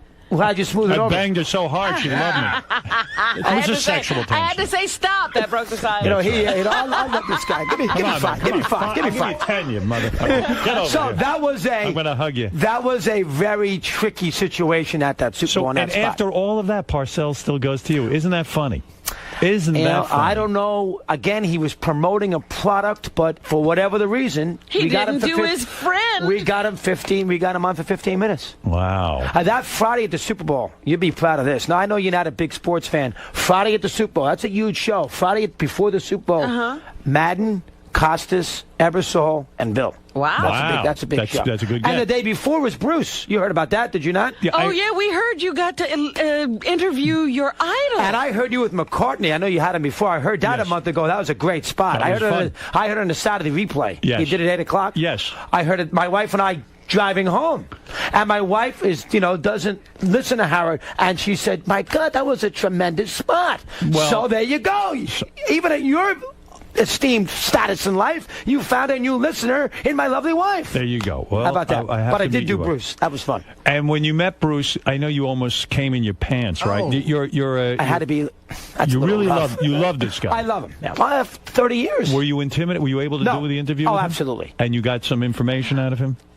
Bruce, that's a tricky spot. I mean, he doesn't know me that well. He sits down, he doesn't like doing that was his first press conference he did, by the way, at the Super Bowl since 1987. What did you learn about Bruce Springsteen after interviewing him? Did you learn anything new? I asked him about Danny Federici, his organ. I asked him about the 90s, the period, because there was the same article, the same issue that Artie was in Rolling Stone. Right. Bruce was on the cover. Right. So I made sure I read that prior to the spot. You were prepared. I was prepared. And don't forget, last year at the Garden, thanks to John Landau, we got backstage. And I hugged Bruce 4 times after a Madison Square Garden and show. he's still wondering, who is that guy? 4 times. Was that a bit much? Was Bruce put off by that? You know, I don't know. Maybe he was, but I was just being me. Yeah. I was just being me. And Bruce was probably a little turned off to be hugged 4 times. Mike. 4 times. But when people come up to you, I'm sure you have Mike. some... Chris, I'm sorry. I'm calling you Mike. Oh, my God. Call him Mike. Sorry. Who cares? What the hell's the difference? No, but Chris, call her if Howard. If somebody came up to you who was a fan and started hugging you time after time, what would you think? You know what? I would take that as I would be honored by that. Yeah, right. If I met, but you know, Bruce couldn't have been that upset because he let Costas wait. What did you when think, he did that spot with me? What did you think of Bruce's performance? Oh, tremendous job. I did too, and yet he was criticized. You know, people are now saying he lip synced. Oh, that's not true. I had all these guys on. I did East Street Radio. That is in. There was a microphone in Clarence's sax. Right. That was not a lip sync scenario whatsoever. So you say he no did way. He did a phenomenal job. How could you knock that? I thought he was enthusiastic. I thought he loved being there. He could have taken the attitude, I'm a big star, I don't have to put that much enthusiasm into this. And no, were he you did okay a good with the changing of the lyrics? No to problem make whatsoever. It The Hail Mary, the football. And then the ref dropping the flag. He's done these props his whole life. Really? He used to do the Detroit medley he did in the late 70s. He used to have a guy come out in a stretcher to take him off the stage. I thought Jennifer Hudson's performance was great, but then I learned she lip synced. I got very upset about that. I did not, is that true? Yes. I did not see That's her right. there. But I thought Bruce did a tremendous So job. did I. I was very complimentary about it. Now, Joe Torre you had on recently. Yeah, I had him on last week. I don't think your old partner Mike got him, did he? On the phone. On the phone. You had him live. I had him in studio. What do you think is going on here? Do you think that it's finally the proof, the nails in the coffin? I think You're in the that, more important let's guy be in fair. that team. Let's be fair. Yeah. I'm in New York City. Right. Mike's in Astoria, Queens. He was doing Letterman right after me. It's about 2 blocks away, 3 blocks, whatever it is. Right. So it's a little bit more convenient for Joe to come in, say hello for 30 minutes, and leave than it is to drive out to Astoria, Queens, to do a sit-down in that situation. Wouldn't it be great if Mike's show gets canceled and then that's the end? They're not going to do that. Come on, wouldn't that be great? Come on, they could. They are could. not There's a gonna good chance. I hear talk. 19, you did not come hear on. talk. I hear 19 years, Howard. I mean, So there's what? a With relationship you. there. With you. Yeah, but I mean, he's still on the air, isn't he? Maybe you're finally getting your shot at proving that you were more important than he was, and I like that. Now, this Phil Mushnick, he's still after you, right? Not as much as he used to. His basic theme has been Chris Russo, quote, remember him. Oh. So his basic theme has been, well, where did he ever go? I disappeared from the face of the earth by jumping on. Right. Let me tell you, there are a lot of people who say that satellite is like a no man's land, like you're in exile. You're here building a business, and the fact of the matter is that they can say that all they want, but now they see they need you back. You see, by leaving, sometimes it proves something. Yeah, exactly. Well, they learned that with you when you and left. they're going to learn it with you, my friend. The ratings are going down. I'll get the full ratings. We'll see what happens. Well, I mean, they said this. Even Leno, were you mad by Leno when the big New York Times thing around Christmas? Did you read that? Leno can say what he wants. And Leno said, where did Howard go? Because where can he... First of all, Leno wants to attack me because I attack him every day. Oh, I didn't realize He's that. a piece of shit. Oh, I didn't know this. He's a So this is no-talent new. motherfucker, bland, doesn't take a stand on anything, asshole. And Oh, the so only guy he that's ever where- criticizes is me. That's where that comes Yeah, of from. course. Oh, I didn't know that. And I'm let me tell learning you something. something. Where did Howard go? Howard went to build a business. And guess what? It's going to succeed. Don't count me out, jackass. Well, you know what I want to ask, Chris? How has satellite freed you? I know you got rid of Mike, but how has satellite freed you? I could do Look at anything. him. I could. What'd you say? I said, look at you. You can see it. It's on I your face. could do anything I want on that radio. You Yeah. had gay sex the other day. I could I put just any. wondered if he's taking advantage of all this I could do freedom. anything I want on that show. I got I have a 5-hour painting every day. Yes. And I don't have. Nobody's going to tell me what to do, how to do it. If I want to put, anybody on the radio, Look at I him. could put anybody on the I mean, radio. Robert, in terrestrial radio, he's naked right now, and he never used to appear. I heard you talk about that earlier today. What about A-Rod? I know you're probably sick of talking about. Do you care Russ, about this? Oh, I do. Absolutely. This is a big deal. This is a big deal? Yeah. God, yes. I mean, A-Rod cheated. What else why do you is want? he with Madonna? I mean, he could get. I've been saying that she is ugly. Yeah, She's 51 years old. He could get I don't see anything wrong with her age. Do you think there's something wrong with him that he would date? I mean, he could get any piece of ass he wants. And Cynthia's not beautiful either. The wife. I think she's better than Madonna. I agree with that. Come on. Madonna's an old she's a great singer, but she's a has-been. Right. I've been saying this on the air for weeks. And no one What pays do you attention. But see, A-Rod is a guy that is very swayable. So he's led by a leash. And Madonna's got a big personality who gets into A-Rod's head and convinces him of things. And that's why he goes to those meetings. He went to all the meetings. Do you know he was holding the Torah at the temple? Yeah, I heard knew that. Yeah, he was. A-Rod's holding the Torah. A-Rod, but okay. Howard came up with a new name for him. He calls him A-Royd now. They say that in the paper, too. A-Royd. Really? Yeah, how about the A-hole that was in the That post? was great. That was a rough one. But here's the point. If Major League Baseball wanted to get rid of steroids, they could. They knew he was doing steroids. They have lists of people who do steroids. They don't make a sound about it. The 104, they just said, you know what? We're going to ignore that, and we'll set a standard now. I heard you guys say that today. Now, remember one thing. You got to give the union a lot of grief here. Right. The players' union. The players' union in baseball, unlike the other unions in other sports, has an amazing amount of power. Right. They are basically 50%. C-League and the owners, and obviously the Players Association. So you have the owners who got to the party late. Don't get me wrong. They didn't pay attention. They didn't care when McGuire and Sosa were hitting all those home runs. They knew. I understand that. But C-League, I think, when it got the last 5 years, has wanted to get this problem out of Major League Baseball. And the union will not allow that to happen. Now, you know this whole scenario about the tipping of the players? Yes. There was 104 players in 03 who tested positive. Right. Those tests were not supposed to be made public. This is where A-Rod comes in. How do you think those things got out? Do you have any idea? 4 sources, I think a couple of government sources, a couple of ex-players who feel ostracized by the union because they were maybe steroid users, and the union hasn't protected them. But here's the issue. 4 players told Sports Illustrated this week that the union in 04 tipped off all those players of when subsequent testing would occur. Oh, boy. And get yourself clean. Wow. That's against the Major League Baseball Players Association. That's against the MLB agreement. Right. So you have a union in 04 that doesn't want players to get nabbed with steroids, and there was going to be random testing, so they tipped the players off. Right. Well, That's I thought out of it line. was interesting that A-Rod, the first thing he said after the story broke was talk to the players' union. Right. He said did perfect not example. say talk to my Good job, people. Robin's on top Robin of it. knows players something. union. Yes, Good that's job, true. Robin. That's exactly right. So here's the thing. Mushnick, let me get back to him. He criticizes you, and I don't understand why. He says, after you appeared on Letterman, did you ever hear this quote? Go ahead. All right. Chris Russo was invited on David Letterman, not as a talent, but as a forced and freakish cackling clown. Oh, really? Listen to this. Wow. When was this? What date? Do you have date up? September 2008. And once again, Russo delivered. Now, let me tell you something. I don't see you that way. I see you as a knowledgeable sports guy who knows how to entertain and enthusiastic. About sports. What's the bug up this guy's ass? He doesn't like Mike or me, by the way. He hates Mike right? too. Oh, He hates okay. Mike too.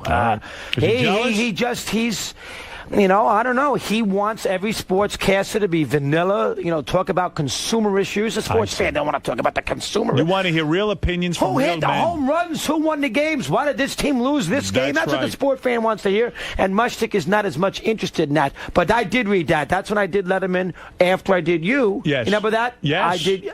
That's when I did. And you had a good appearance. I'm doing one again tomorrow night. So obviously they like you. Something's up. And I've been on here for 10, 15 years. Is your office here at Sirius across from Tim Sabian's? Yes, right program across the director? street.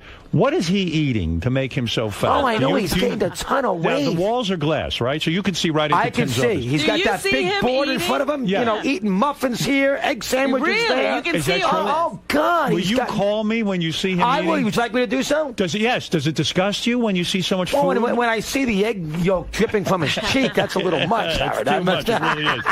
What do you mean? You went to see the movie Dark Knight. I know you're a movie fan. Yeah, I didn't like. Boy, you are on top of this. I didn't see it. I had it delivered. I saw it at home. I liked the movie. You did? Yes, I thought it was good. My wife Not loved it great. too. Not great, Good. What did you find wrong with it? I can't get into that Batman stuff. I give me You don't like Batman at all. Give me Eartha Kitt. Give me Julie Newmar. Give me the mid-'60s with Burgess Meredith, things like that. Didn't like that much. Let me tell you something. Hey, Ledger was great, though. Yes.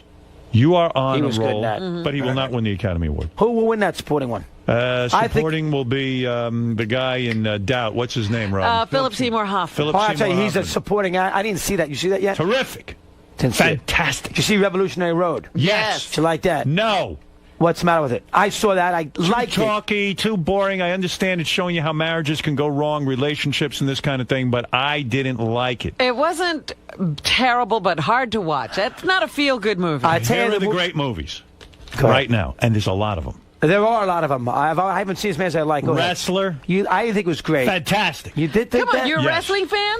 I did not think it was great. I thought it was great. Slumdog Millionaire. Great. Everybody loves that. Did you see it? Not yet. It's great. I will see it. Did you see Doubt? No. Not yet. That's I will a great see movie. it. Gran Torino. Great. Did you like that too? Loved it. You didn't like that? I haven't seen it yet. Eastwood, Well, Detroit. you're way I'm behind. way behind. Well, I got 4 little kids. It's not that easy. New Liam Neeson movie. I didn't Great. see. Taken. Did, Wow. Did you see Rachel getting married? No. Yes. I liked it. Did you like it? No. Why Who not? knew you like these women? Oh, I these like chick flicks. Hathaway is good. No, this was not a good movie. It was a bunch of bullshit. You didn't And, like no, that? I'll tell you what was good, though. The one Woody Allen just made. Oh, Vicky Cristina Barcelona. Cristina Barcelona. I love Johansson. That was a good movie. I love Johansson. Did you see that movie? I saw Woody's Johansson Match Point, which came out I'm a couple years ago. not Match Point? I'm not asking you about Match Point. Oh, it's a But good Vicky movie. Cristina Barcelona. Did you see Last Chance Harbor yet? With Hoffman and... No. You didn't see that? Oh, no, I haven't seen won't that. see it. Emma You see Thompson. Benjamin Button yet? Yes. You like that? Yes. Too Forrest Gumpish? It was Forrest Gumpish, but I liked it. You did like it? I like Forrest Gump, and I like Forrest Gump, too.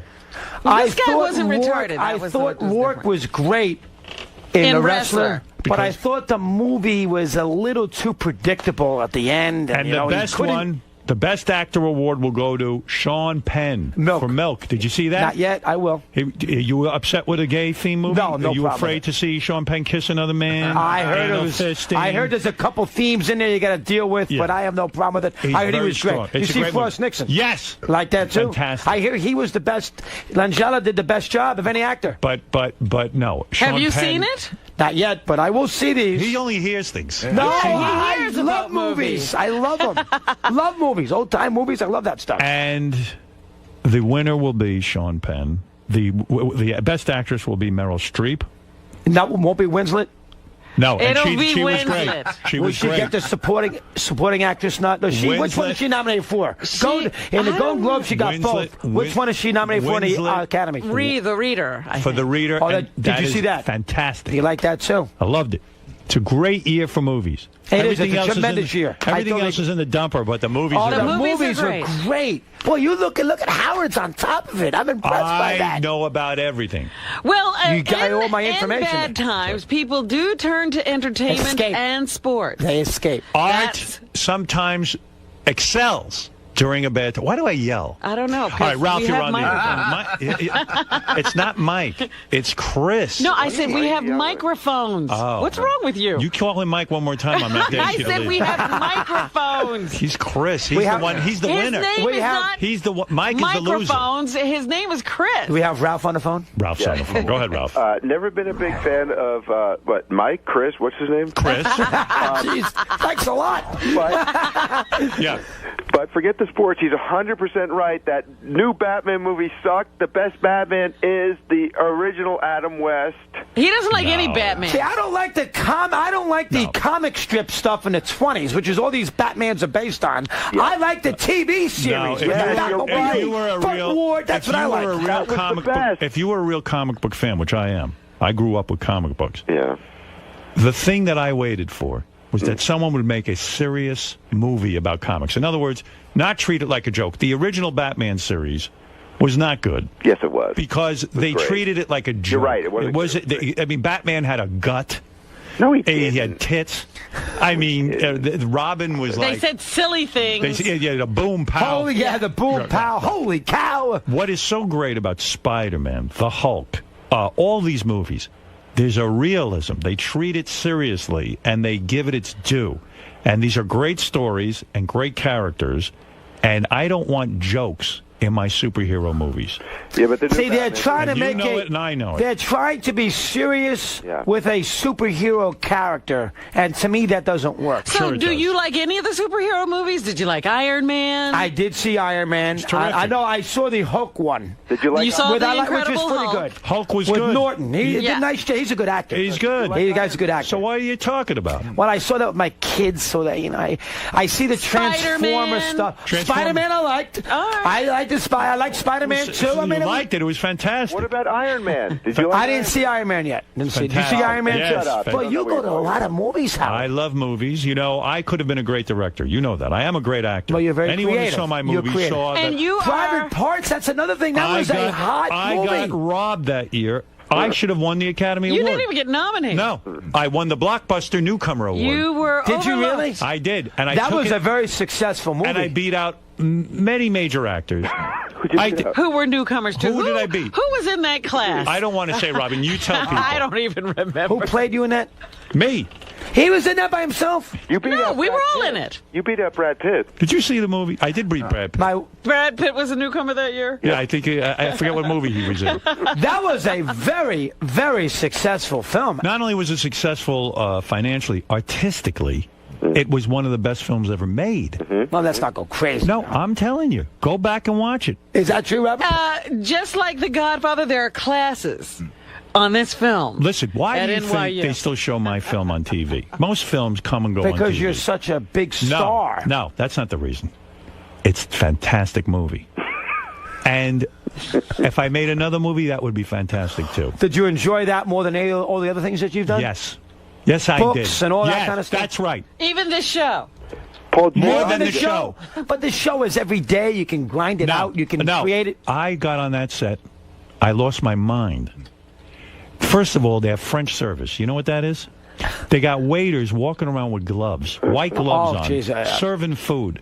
All I got to do is memorize a few lines, go out there and act like a retard, and they're feeding me, and they built an apartment for me. I thought I was a king. That movie made a lot of money, too, didn't it? It did very well. At the end of the day, $80 million all combined. DVD, everything. That movie made $80 million? $80 million. You gave Paul Giamatti a starring on that movie. Paul Giamatti, I started. He's great, too. Love the Illusionist. Love the Illusionist, Thank which you. is good. I had something to say. Giamatti. I got to rent that. I told him what to do. Can I still go to Blockbuster and get that? What, Private Parts? Yes. You better go to Netflix. I don't know if you find a Blockbuster in your neighborhood. Right, you're a little out of it. Oh, I guess did they go Of course you can find it. Yeah, where am I? I think, in fact, we're behind them in bankruptcy. I'm pretty sure. All right, listen to me. You're a great guy. You're the best, Howard. Well, hold on. I appreciate you always what is it, let me Gary? fun. Do you want to know who you beat for Best Newcomer? Yeah, who go was ahead. in that Go group? ahead. Now, just let me brag a little. Oh, you're going to brag. Why are you You beat Casper Van Dien for Starship Troopers. Okay. And Michael J. Weil, who was in Spawn. I beat both those guys. That's right. Wow. I remember that. What year did that come out? About 10 years ago? Yeah, I think 10 years ago. And they were right, because, look, we don't know who those guys are. Yeah, I wrecked those guys' career after I beat them. Let's go to Lewis, who wants to say a quick hello. Come on, let him say hello. This is exciting to have you here. Mad Dog, his channel, 123, XM channel 144. And by the way, see Chris tomorrow night at 11:35 on the Late Show with I'm David not sure Letterman. if I'm the 11:30 guest, as you were talking about earlier today, where you know Why? you've made Who's it. going to be the first guest? I'm out? not sure. I'll be on the second guest. He'll get me on by 12. He'll get me on by 5 after 12. Why go there then? You don't because think I'm not you, Howard. I need the publicity. Yeah? You, on the other hand, you make the show. Listen, sometimes you and Dave are close, aren't you? Oh, real close. Yeah. Aren't you friends? We tried it. Yeah, we write each other once in a while, a little note. I thought you two were going to try to pick that up again. I said to him, we'll go to dinner. Yeah. Then he wrote me a letter back. Yeah, we'll go to dinner. But it sounded sarcastic, so I'm not going to get started. You two. When's the last time you've been on there? Oh, geez, I haven't gone on there. They asked me a lot to go on. Why wouldn't you go back on? I don't really want to say that. I have nothing to say at that point. Yeah, but it's enough. But I don't need to be You judged. make people happy by having some fun there. People will enjoy that. Don't you want to make people happy and have you on 1140? That's a great spot. I make people Isn't happy it, Robin? here. Well, it's a great spot, but, there is some question as to whether if you make yourself exclusive, if you don't drive people here by saying this is the only way you can get them. I'm thinking of the big picture. All right, that's that smells philosophy. Lewis, you're on the air in Brewster. Hey, Howard. How's Chris's tan today? Is it You're not as tan as you usually Well, are. it's not the summertime. Right. He's not that tan. He actually looks human. Yeah. First time I met him, he was like a lizard. But he looks terrific now. I like it's not the summertime. You don't need to tan. Aren't you worried about skin cancer? I should be. I don't worry about it, and I should be concerned by that. Be careful with that stuff. Okay. Yeah. What is it, Fafa? Chris should get on. There should be a big viewership on Letterman tomorrow. He's going to follow, I would guess, the Jonas Brothers. It says the Jonas Brothers are on first, and Chris is on next. Wow. You know what? That's an insult. I mean, the Jonas Brothers. I should bring one of my kids. You should. Yeah. Bring your kids so they can sit there and see what a no. I'm glad you told me that. I might look into that. And my girl loves the Jonas Brothers. Then bring them. And Ashford and Simpson and are she's sitting off in. tomorrow. No school. Ashford and Simpson? They're sitting in with the band. Oh, they're terrific. Goodness. I went to see them in a small club on the Upper West Side. They own a club. Ashford I and walked Simpson. by that the other day. The Sugar something. Is it still open? I think so. They had a little easel outside. You ever want to have a great night? You go out there, and it's mostly black people who perform. There's a lot of whites in the audience. They let white people in the audience. It's so much fun to watch all black people perform, and they sing terrifically. And they get up there. The blacks. And it's a fun night. It's great. And you eat food, and you watch it. I had a great night They there. have good food? They had good food, yeah. Yeah, it was fun. Look. I still can't believe I got the Blockbuster thing wrong, for goodness sakes. No more Blockbuster. See, what am I thinking about? There are some. That tells you trying to get this channel together. I've lost touch with America. My mother called me the other day. I can't tell you. You got us into those DVDs, and we love it. And then your father and I joined Blockbuster, and now there's no Blockbuster. I don't know what happened. Do you speak to your parents? Do you speak to your parents once a week, Howard? Oh, yeah, at least. Oh, you do? Oh, absolutely. They listen? Sure, every day. Oh, they do? Oh, yeah, my old man's glued to the radio. Now he listens to me. When I was little, he wouldn't listen. Now he'll listen. He was always screaming, shut up. He had me there 24 hours a day. He was telling me to shut the fuck up. Now he thinks I'm a genius. Vinny, go ahead. You're on the air quickly. Vinny is the late-night liaison, East Coast, for the David Letterman show. Oh, he is? Vinny, Hey, Chris, we spoke. We're very excited that you're coming on the show. We love you there. I did. Okay. Thank you, Vinny. I appreciate that. So we won't pay attention to what Mushnick says. We'll go there and do a good job. Yeah. How come those little turds, the Jonas Brothers, are on before Chris? Because they're the new Beatles. When Chris has oh, my God. New Beatles. Vinny, shame on you. I know. That is I heard you with McCartney. It'll be a great show, Chris. Now, Vinny, I'm looking forward to it. All right, thank you, Vin. Yeah. All right. That was a wonderful spot with McCartney. I enjoyed that. Oh, That was a great. real You great could tell there's not that many people after this career that he's had that's going to really get him. He gets me going. I like it. You are so into that. I'm into it. All right, listen. Yes. It's great having you. Howard, thanks for having me. I'm proud of you. You're doing a good job. Well, that's the bottom line. Check out the Mad Dog Radio channel. It's a good Sirius channel. Good channel. You got a lot of good guys on You're there. working hard on it. Channel 123 and XM channel 144. And let's face it, Chris made the announcement today. Even if they go bankrupt and there's no more channel, he's going to come here anyway. I am not leaving. Yeah. I am not leaving. Broadcast even if there's no satellites up in the sky. I am taking your word that we'll be okay.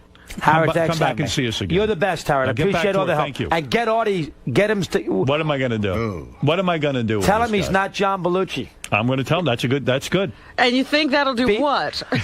I'm sure he's tried everything. Yeah. I'll try it.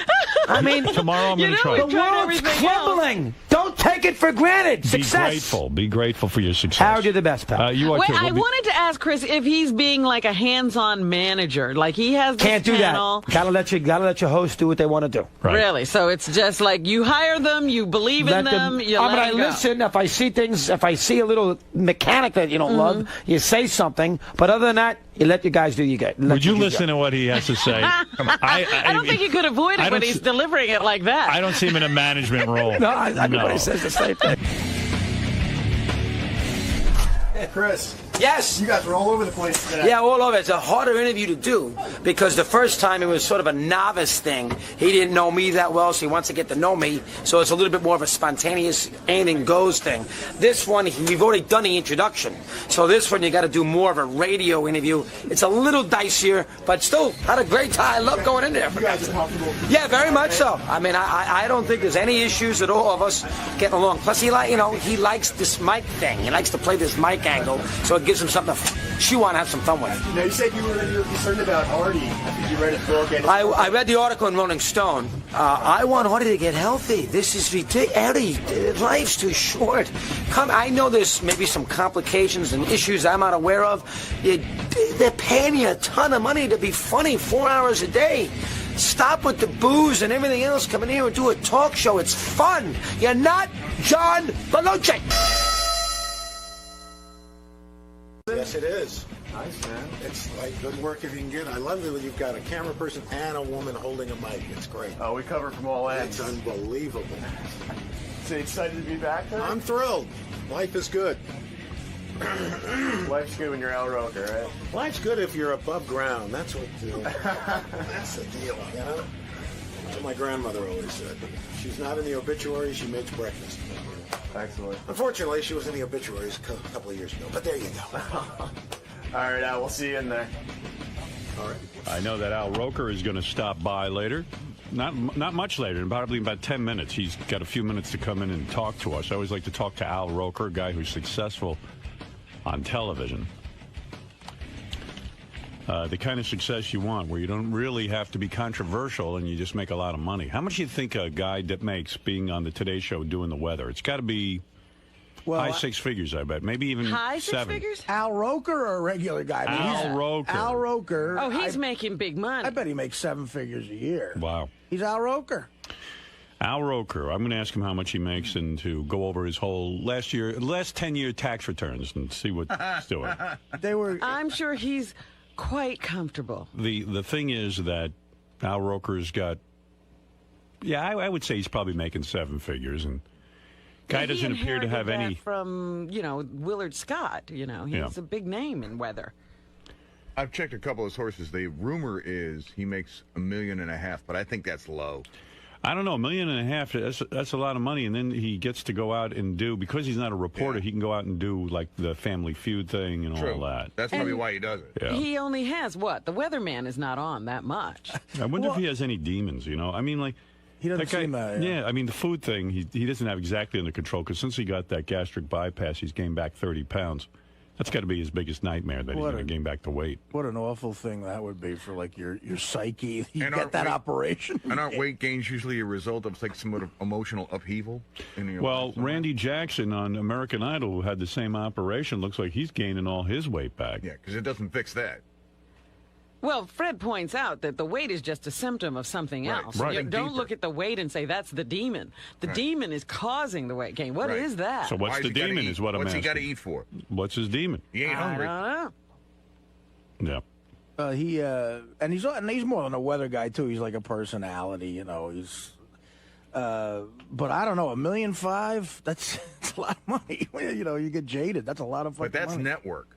Yeah. Eric, you're on the air in Hoboken. I'll take a couple of calls. Go ahead. Good morning, King Schmaltz. Oh, thank you. Yes.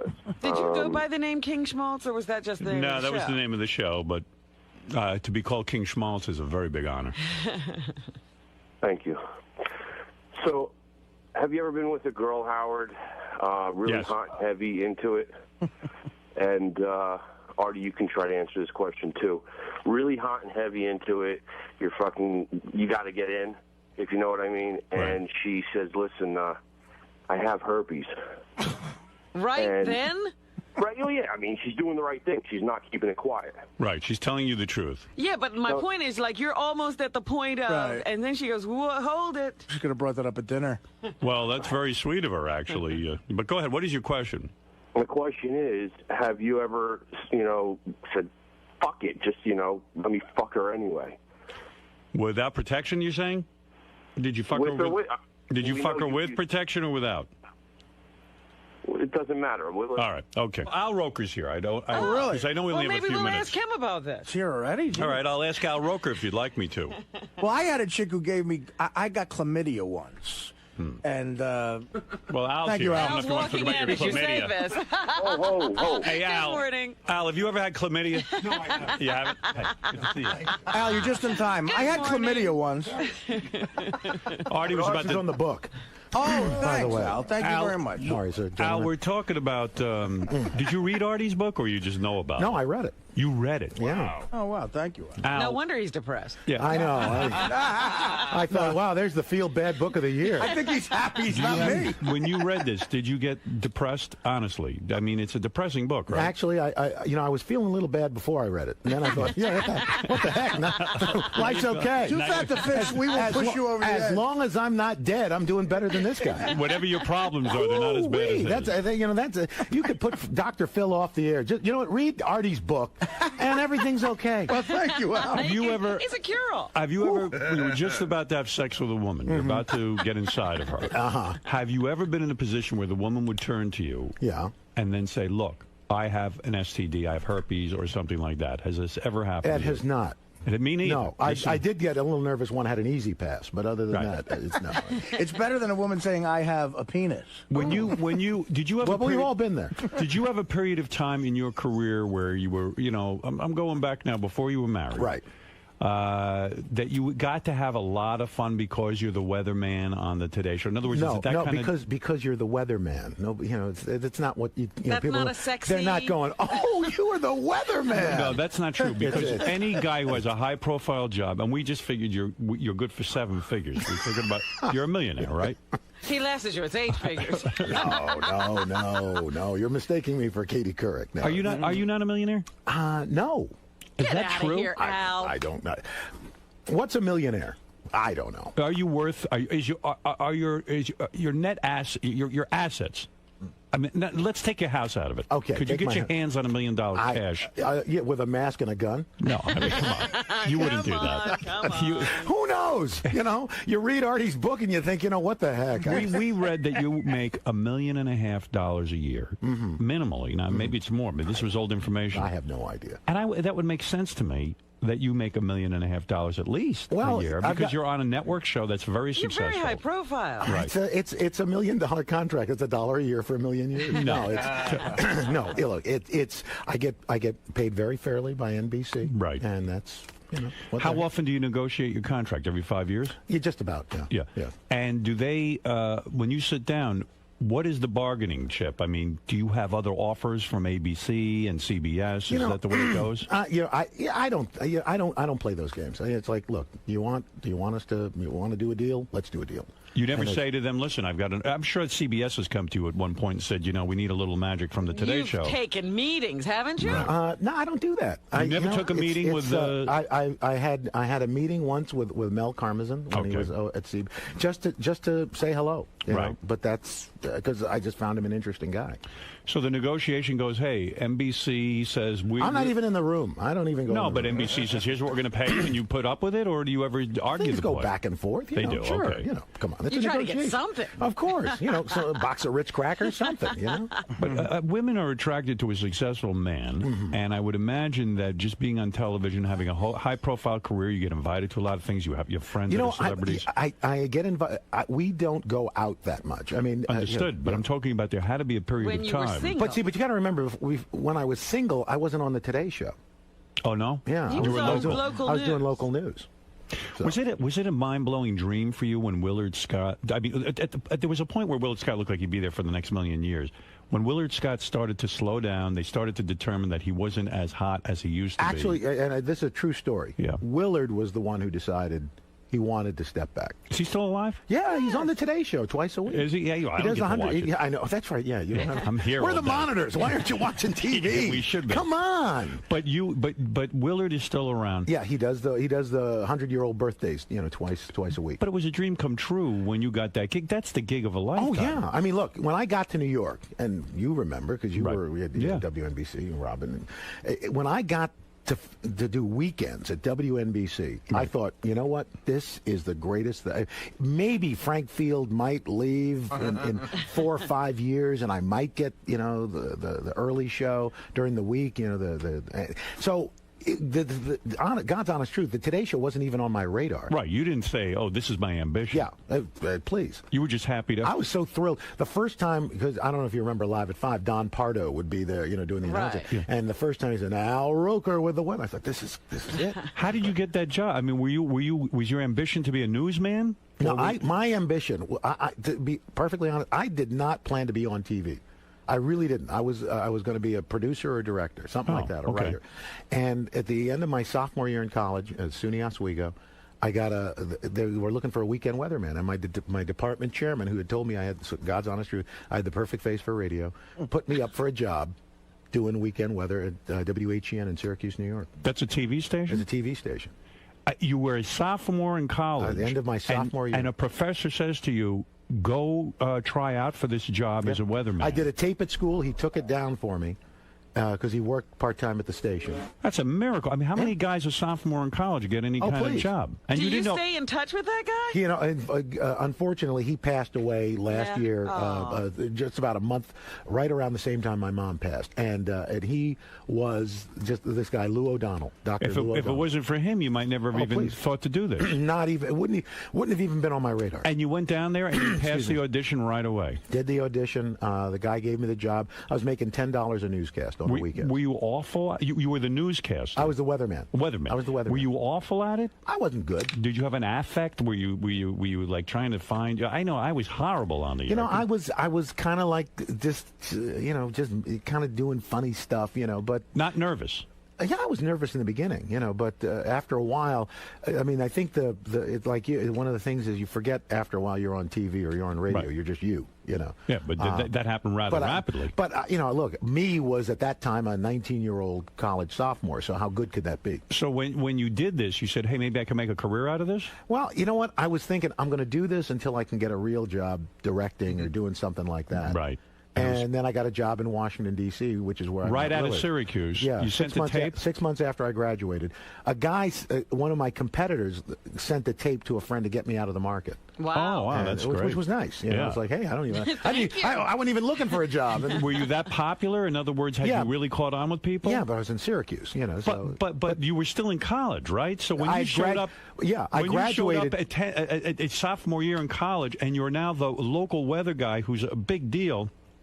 You weren't getting tons of women? You're a celebrity on you know campus. what? Because nobody watched, none of the college students, nobody watched TV. Yeah, but that's big news. Yeah, but they didn't. There's no sophomore that gets a job like that. Nobody cared. Nobody cared. I wasn't a jock. I was driving down 40 miles down to Syracuse doing my thing. Were you struggling with your weight at that point? Oh yeah, always your whole life. Always my whole life. Were you obese as a child? You know what? It's funny.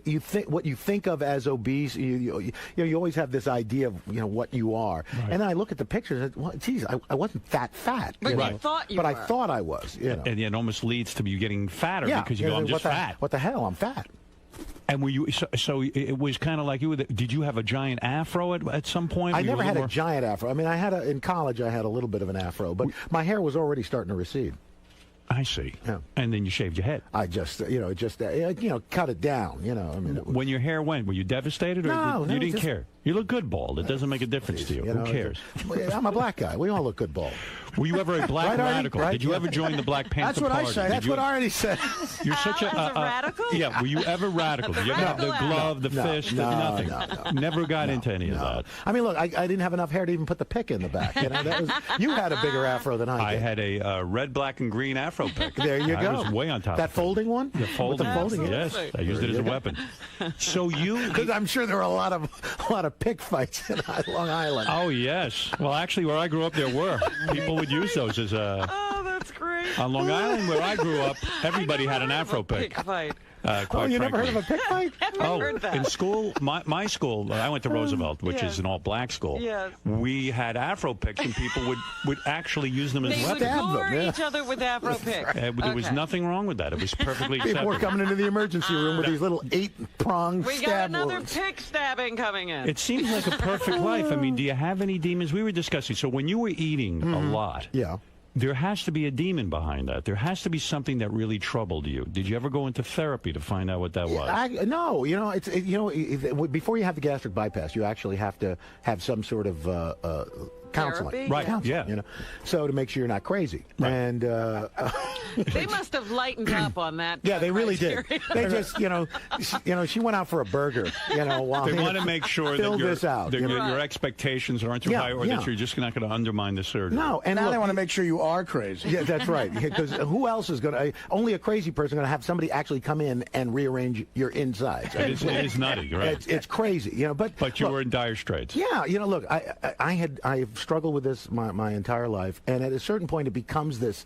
You say, okay, I'm going to lose weight. I'm not losing weight. Oh, what the heck? I'm just going to eat. Right. Then you hate yourself because you're gaining weight. So, well, how are you going to feel better? Well, let me have another burger. You gained 30 pounds from your original gastric bypass, which was 7 years ago. Did that scare the hell out of you? No, actually, because look, I've got this range where I am now. I'm never going to be, back where I was. It's physically not possible. Why do you say that? You know what? Because I have when I eat way too much. Right. I feel horrible. I mean, I get nauseous. I will not go into the details. But you do that every once in a while. No, but so far and few in between times now that it's not. You mean you get nauseous because of the gastric bypass? Because it doesn't allow you to really to go hog wild anymore. Right. You just can't.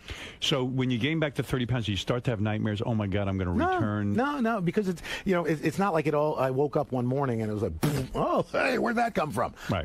It was kind of gradual. And I know it, but I go. But do you have find yourself looking at people who have had gastric bypass and have been unsuccessful? For example, Carney Wilson, who had it, is back to being huge again.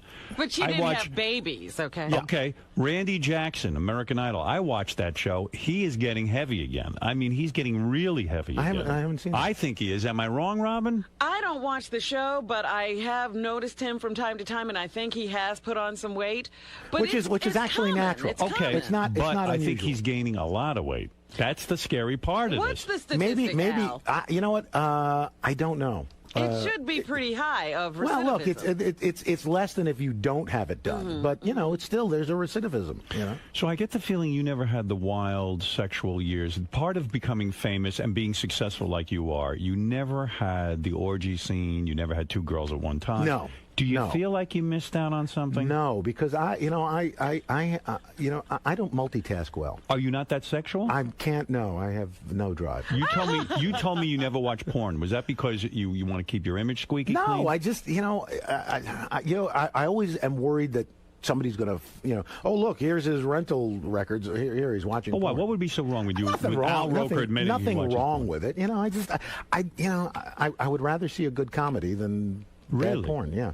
So you don't get worked there. You don't want to see anybody naked. I would rather see Kevin James and Paul and Paul Blart. Did you see that movie? I did. It's Was very it funny? I haven't seen it yet. And look, your kids are older now. I mean, I got my middle girl is 10 and my baby boy is 6. So I'm in the middle of that. By the way, if you've got small kids, do not take them to see Coraline. That is a dark movie. Oh, it's scary.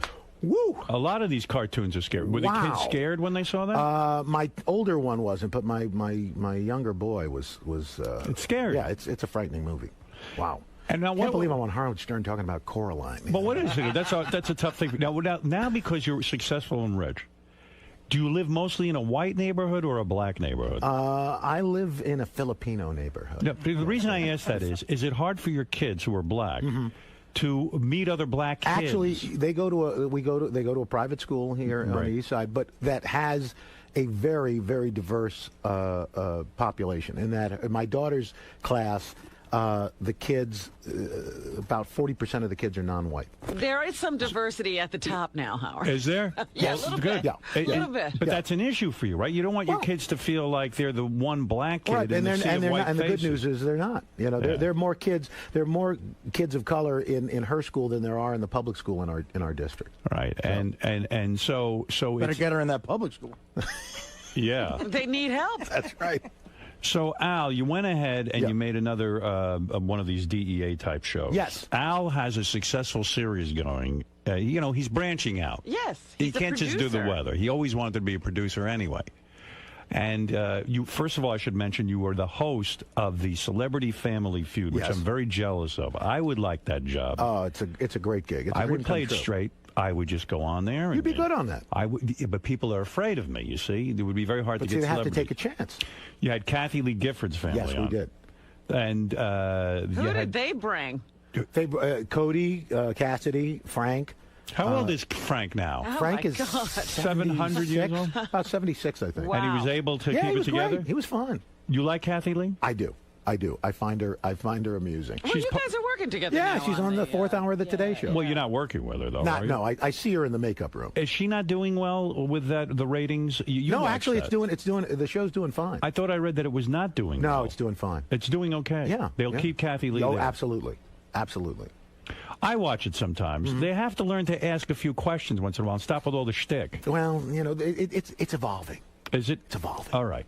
So when you have on a Kathy Lee and she goes up, let's say, against Joan Rivers' family or something, there's a lot of plastic surgery in the room. Do you comment on that? But you don't say anything controversial. You're always nice. Yeah, you don't comment on people's physical. You never bring up, a couple of years ago, Frank and Kathy Lee had marital problems. That wasn't one of the questions. What do you say? Yeah, it's not really. 100 people were asked. Yeah, he received anal sex. You read it. You do not read that? I try not to. You didn't know that he received anal? I didn't know about that. No, and I don't. I probably won't bring that up. Well, he asked for it. I don't know if he got it. He asked for anal. He did not get it. You don't say to Kathy Lee. If it's not in the notes, I'm not going to bring it up. You would not bring that up. No, it's not that. It's a family show. But it's on at 8 o'clock. Do you ever get tempted to say, Kathy Lee? Mm-hmm. You want to go for the big interview. I know you know how to play it down the line, and that's what keeps you going.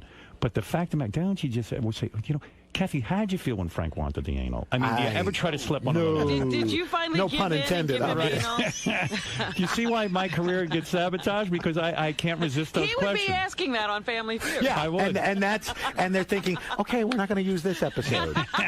not so much. Can we see anal? Number one answer. No. But that's a great gig. Yeah. Show me the Lincoln Tunnel. Okay, no. Is that very good? No. Is that a high-paying job to host the Family No, it's not. Feud? It is not. It's not. Why do you keep getting these low-paying jobs? Why can't you get a high-paying job? I've got 100 low-paying jobs. I just need one good high-paying job. High-paying jobs, like Regis does Millionaire and gets millions of dollars. Why would Family Feud? Because Millionaire at the time was, just a huge network show. I mean, it saved ABC. It put it on the map. Do you think that other people who work on the Today Show, like Matt Lauer, who's a news guy supposedly, and I know Matt, but he can't go out and do Family Feud. He's not allowed contractually. Yeah. Because but you're the Meredith weatherman. Vieira is doing Millionaire. Because Meredith Vieira was doing that prior doing to that joining the before. Today Show. She couldn't do it now, you're saying? Probably not. If she had come here to do the Today Show and then somebody had offered her Millionaire, probably not. Oh. Isn't it a bit of a joke? I mean, to make a distinction between the weatherman and the news reader, it's all showbiz. It is. Look, the funny thing is, it was kind of carved out when Willard had the job. Right. The irony is, I couldn't do commercials when I was on local news. Right. And then when I got on the Today Show, you're okay. By the way, you can do a commercial. Well, okay, great. Right. So isn't it kind of strange that, in a way, maybe even Matt Lauer and all these guys are jealous of your career because you get to do other things and you get to make additional money. That's what it's about, isn't it? I don't think so. They make good money. They don't make great money. What do you think Matt Lauer's What does making? Matt get? You know. Al, stop it. You never looked into what Matt Lauer's making. No. That's a lie. You know why? You know why? Here's the deal. Because you go down that road, and there's no turning back. Hold it a second. Your agent doesn't go looking into that and say, he probably has comparables. He knows. But I don't want to know how much my coworkers are making. Look, everybody has an idea, but what's your idea? I'm not. What is your idea? No. When you say everyone has an idea, everyone doesn't have an idea. Well, everybody who works in the business. What would you guess Matt Lauer makes? He dresses nicely. Give me a guess. I'm not giving you a guess. I am not giving you a a guess. Why? Why? Because I got to go back across the street and work. But it's a guess. I don't care. You're not saying anything. Yes, go ahead, Fred. According to IMDb or Wikipedia, whichever you choose. Which Al is on every 5 minutes. Yes, go ahead. What's the update? Al's going to really be going crazy now. 13,500,000 annually. Oh, that's why you overeat annually. But that's why he doesn't need another job. That's right. All right, 13 million. Okay. What does it say on IMDb that Al Roker makes? Who's been there that's longer what I than found out so far was like the 1.3, 1.5 area. I wouldn't. What? I don't. Aren't you as much a part of the success of the Today Show as Matt I am. Lauer? Look, I am not saying that either. More No, not more. I mean, Equally. Look, here's the deal. Anything you read in the paper is either wildly underinflated or overinflated, and I can tell you that. Oh, so you are saying so he's making 26 million. The best of your knowledge, 13 million is inaccurate. So You've checked it out. He's making 26 million. You're making 80 grand a year. Do not believe for a minute that Al Roker hasn't looked into this thing in a big way. You know, he's putting the best face on this. He's pulling an A-Rod is what he's doing right now. I have never taken steroids. I believe you. Although I do have large breasts, but I have never By the way, steroids. I was looking at the pictures of A-Rod this morning with his shirt off. They have a lot of them now because he announced he did steroids. He had forgive me for saying this, but he has bitch tits. He has. I was shocked at the lack of definition here. Yeah, he has breasts. Yeah. Is that what steroids do? I guess that's what I'm told. Yeah, you've never worked out with steroids. No. You've never tried. Oh yeah, I look like doing. Do you work out at all? Do you go to the gym? Yeah, I do. Be a slender guy. You got to, right? You got to stay in shape. I mean, I work out. I didn't do it this morning, but I work out before I come in. How's the marriage going? Everything good? Great. Yeah, really? The kids are okay? Kids are good. My oldest girl's in culinary arts school. No kidding. Providence. She wants to be a chef. So. Oh, that's great. Let me ask you something. Now, you talked about those occasional binges. What do you eat when you want to go crazy? Either vanilla ice cream or French fries. Really? Oh, that's good. Yeah, which are Did you ever both try just dunking horrible. them in? What? Dunking them in ice? Yeah. That's right. Artie, you dunk them in. French fries dunked in vanilla ice cream. You should see what Artie eats during the show. You haven't lived. You would be in heaven. You would be in heaven. All right, I know we're running out of time, so I want to make sure I get to this. Yeah, why is Al subjecting himself to this today? First of all, Al produced a show for Spike TV. He came in here when he produced the first one. And the series DEA, Drug Enforcement Agency, this is the show. It follows the Drug Enforcement Administration agents as they bust drug dealers in Newark, New Jersey. Now, don't come in here one of these days. You're not going to have people busting through this door, are you? No. Yeah. Now, wait, in Newark? I got to be careful. Isn't that where you score your heroin? No. You're ridiculous. He does. He goes to Englewood. Absolutely. No, Newark, Delaware. Oh, yeah, I know you go to Delaware. I don't go anywhere, Howard. Let's move on. Anybody on the Today Show a heroin addict? No. You haven't lived. You haven't lived until you've worked with one. I see Matt scratching every once in a while. No, but here's the thing. The first one you did, you said that Newark was the... how did you put it? The most dangerous city in America. I told you, North Blacks. I'll put them up against Roosevelt Black. No, I don't think so.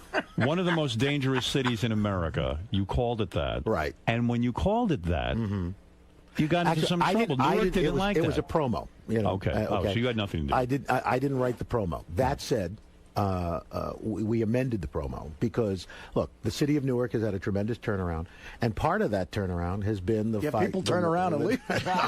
Not true. Mayor Cory Booker has done a terrific job there. Tough job. And law enforcement has worked really hard, and the DEA is part of that turnaround. So, if people watch the show, I think they're going to see these are people that are trying to clean up this area. They really are. It's very difficult. In fact, I did a pay-per-view special out of Newark, and the mayor was actually at the time Sharp James was very grateful that I did it in Newark because they needed money and they needed to have people come in and not be afraid to do it. And we said at the front of the show, the carjacking capital of the world, which it was at the time.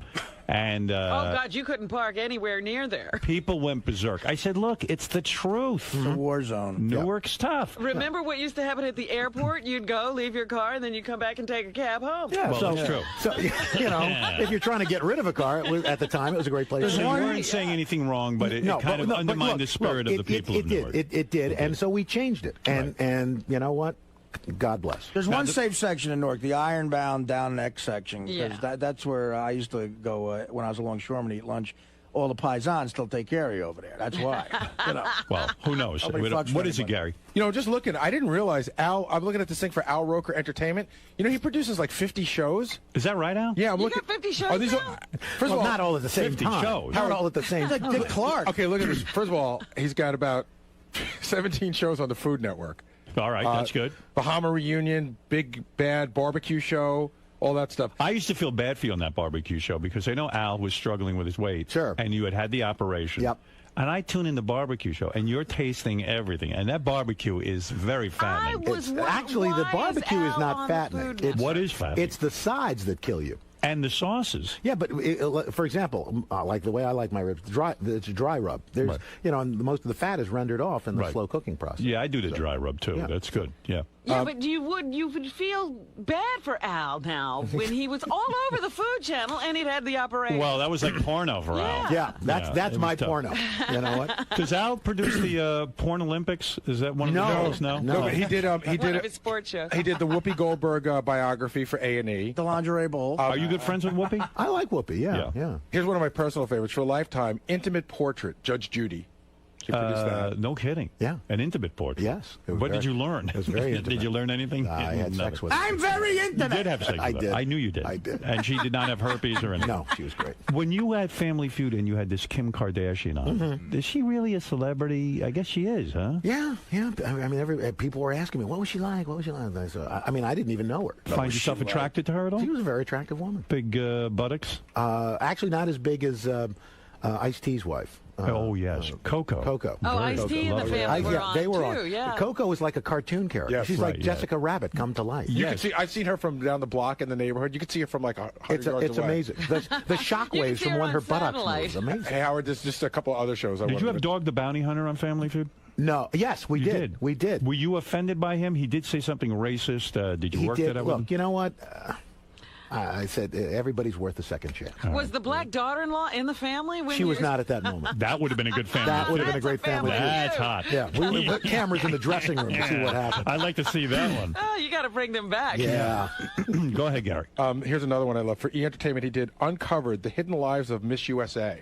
No, that's good stuff. That was good. And then what is this show about? First of all, what's We TV? I never heard of Women's Entertainment. Yeah. First Ladies of Jamaica? Yes. It was. Well, it's a series on First Ladies of a country. So the first one is Jamaica. We're doing Carla Bruni of France. See, that's interesting to me. These are all his shows, Howard. Wow, He's got that's a ton of shows. Good. Very impressive resume. Well, thank you. I got to say.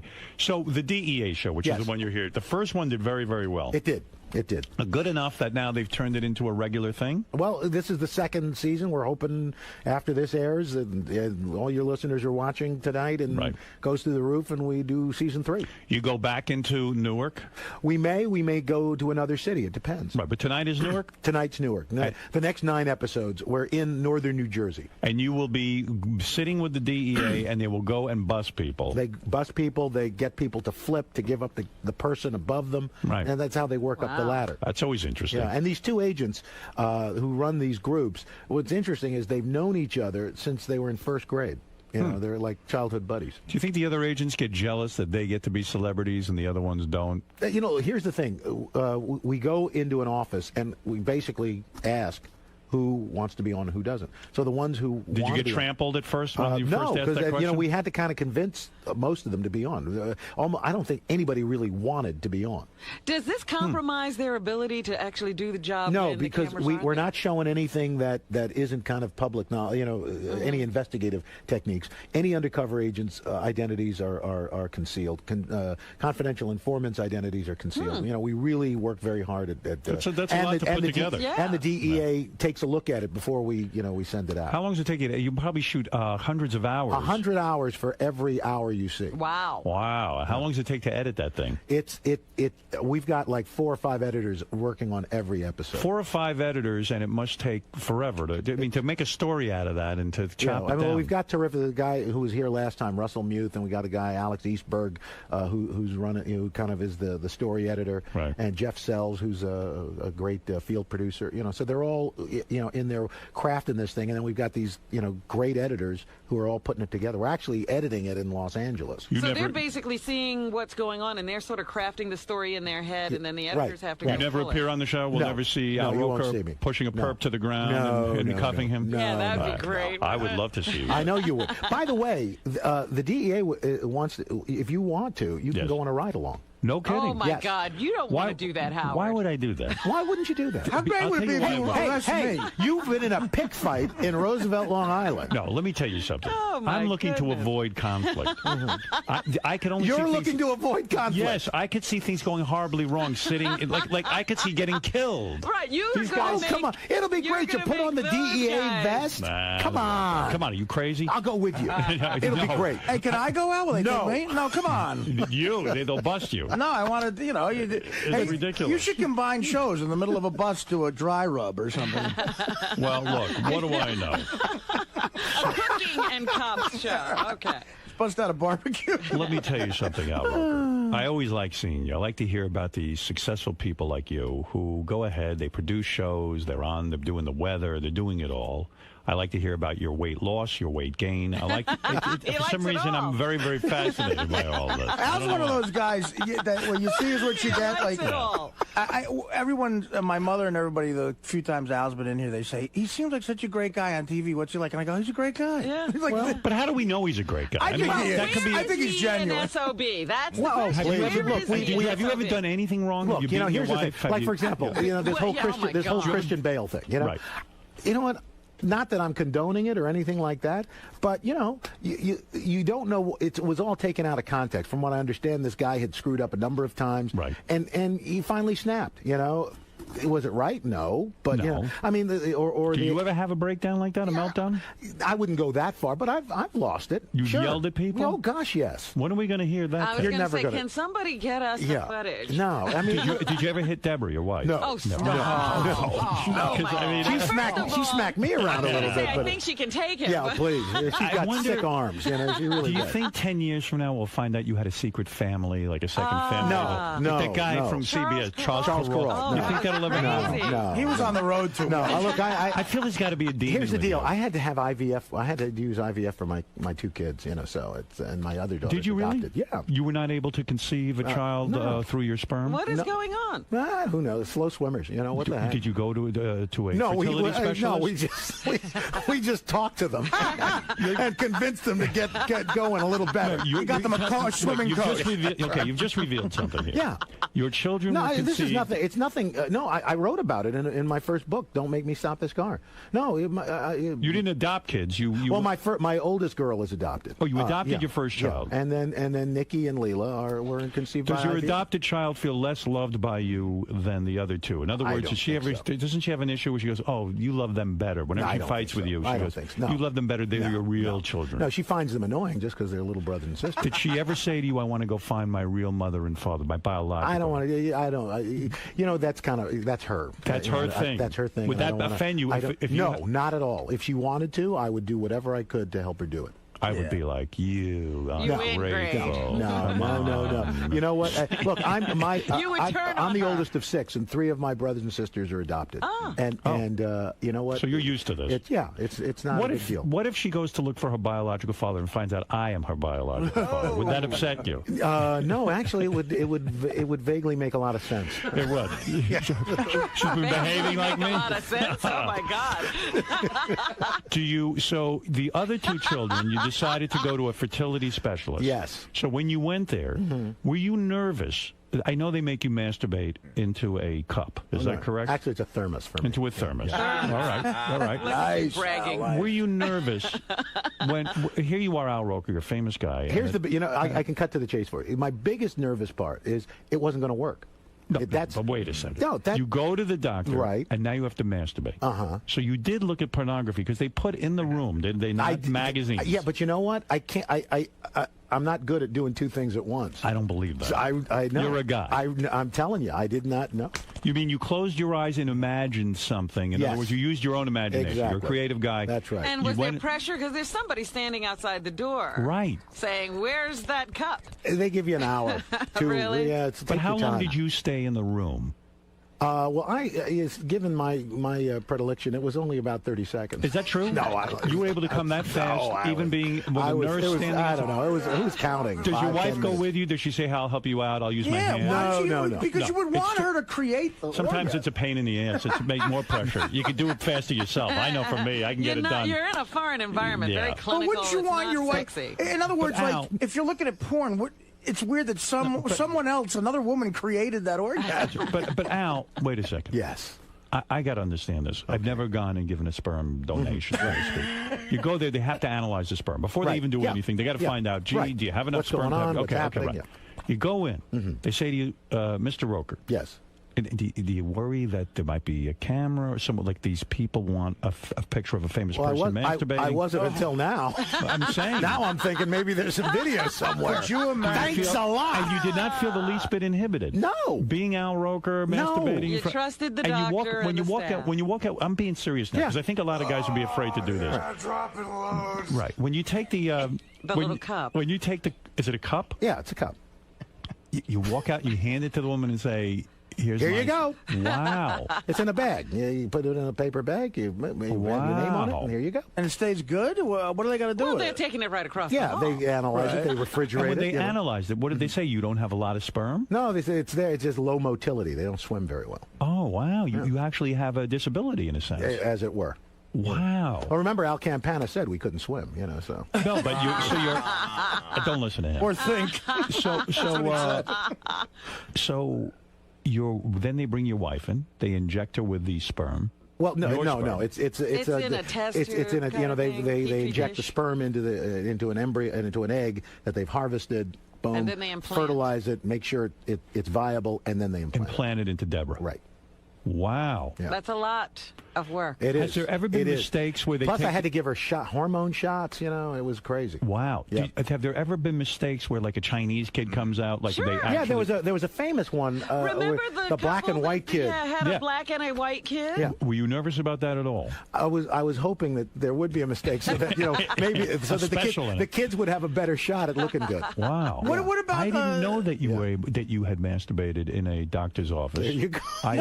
You have new respect for me now. And you take off all your clothes? No, you don't take off your clothes. What did you do? Can't you do it at home? Can't you do it at home? You actually you can. And then rush in. And then it has to be in within a half hour. You could do that. My cousin did this and gave birth to a zebra. There you go. You know what sucks about Al not having those years of banging a lot of chicks is he wouldn't have had to worry about getting someone pregnant. He would have had a fun time. That's why I know there are no other kids running around. What did you think about that day when you were masturbating in the doctor's office? What was your fantasy, if I may? I really don't remember. French fries and vanilla ice cream. When you masturbate, do you think about women from the Today Show that you might have worked with? Like, let's say Katie Couric or Ann Curry, Nancy Schneiderman. That would be a great headline if you could just say you've masturbated to Katie Couric. Katie Couric would be a hate Give me fuck. that little bit of information. Katie Couric helped me have children. Yeah, Katie is really part of my children's lives. Kathy Lee. If only Sarah Palin had been on the scene at that point.